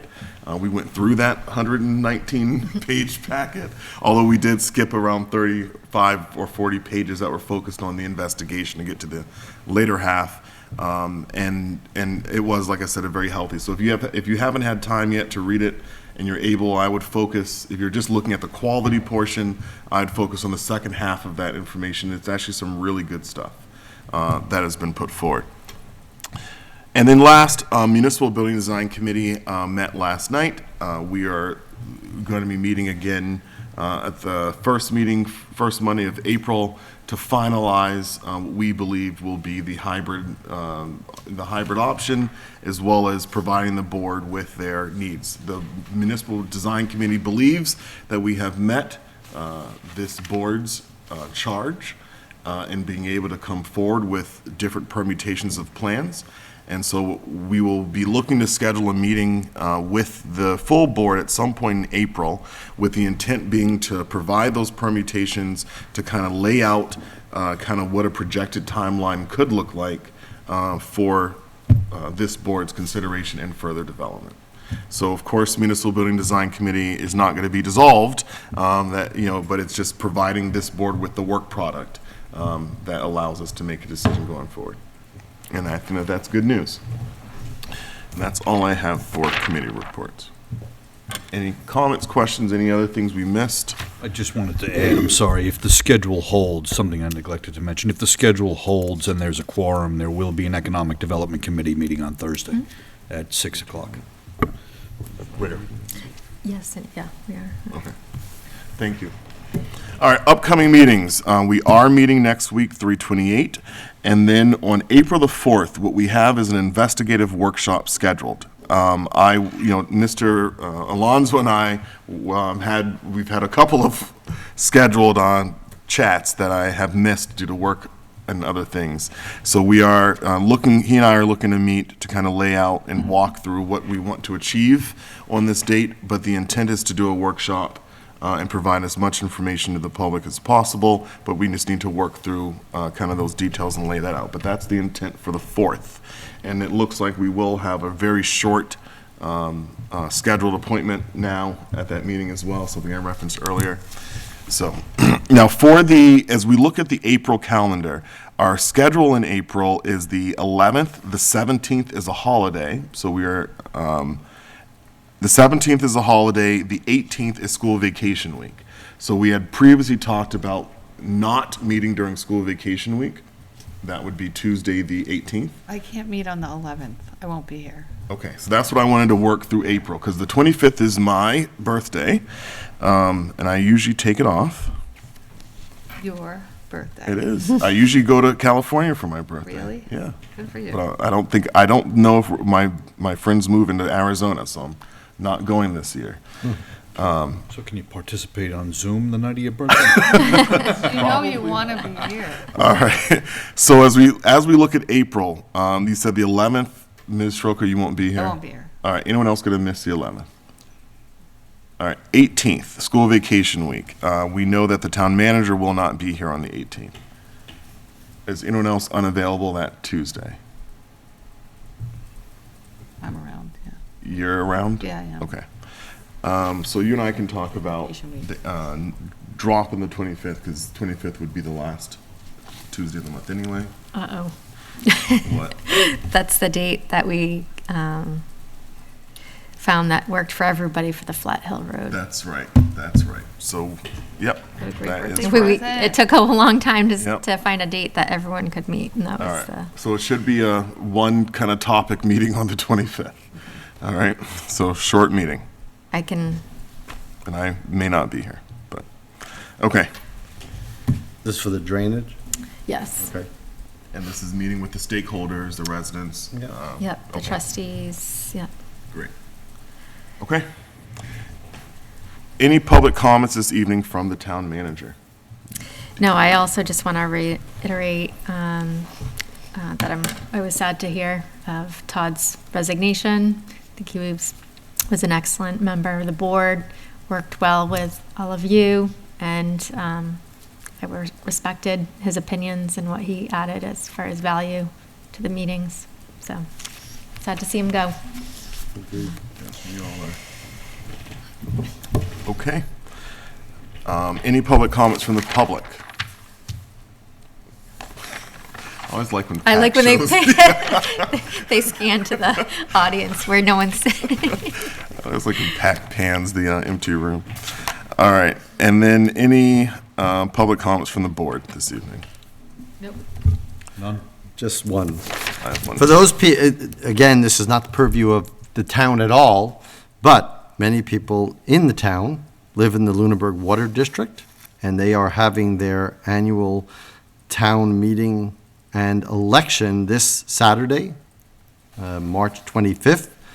The election for Water Commissioner and the Water District Moderator is in person from 8 a.m. to 10 a.m. However, if you will not be in town, you can pick up an absentee ballot at the Water District before then. And then their annual town meeting will be right after that, starting at 10 a.m. You can get more information, I think, from the Water District, obviously, themselves. Thank you. All right, thank you.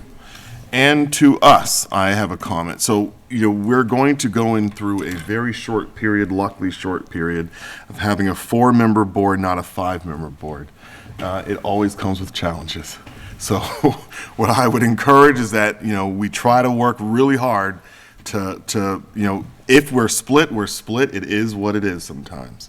But that I would ask that we try to work to not be, where possible, to find some compromise. That way we can offer some clear direction and guidance as expected of us. So it does pose a challenge, but I'm sure we can work through it. This board, and my only comment to his peers is, I think we work very well together. We all have different personalities, different strengths, but I think we maintain a certain level of respect for one another, ability to work well with one another. I know that Tom and I don't agree on everything, but I trust Tom, and I trust that I can call Tom at any time and give him my honest opinion, and that he will call me at any time and give me his. And I think that type of relationship is where we all ought to be and need to be, to have these kind of open discussions with one another, to iron anything out, so that way we can work better together. All right, that's my only comment to us. And is there any other public comments? All right, is there a motion to adjourn? So moved. Second. All right, as many as are in favor of the motion, please say aye. Aye. Those opposed, no. All right, the time is 9:39. We are adjourned for the evening. For those at home, please tune in with us next week on the 28th, where we will have a regular meeting of the Select Board. And as we discussed tonight, we will be having an investigative workshop on the 4th. More information about that to come. Have a wonderful evening.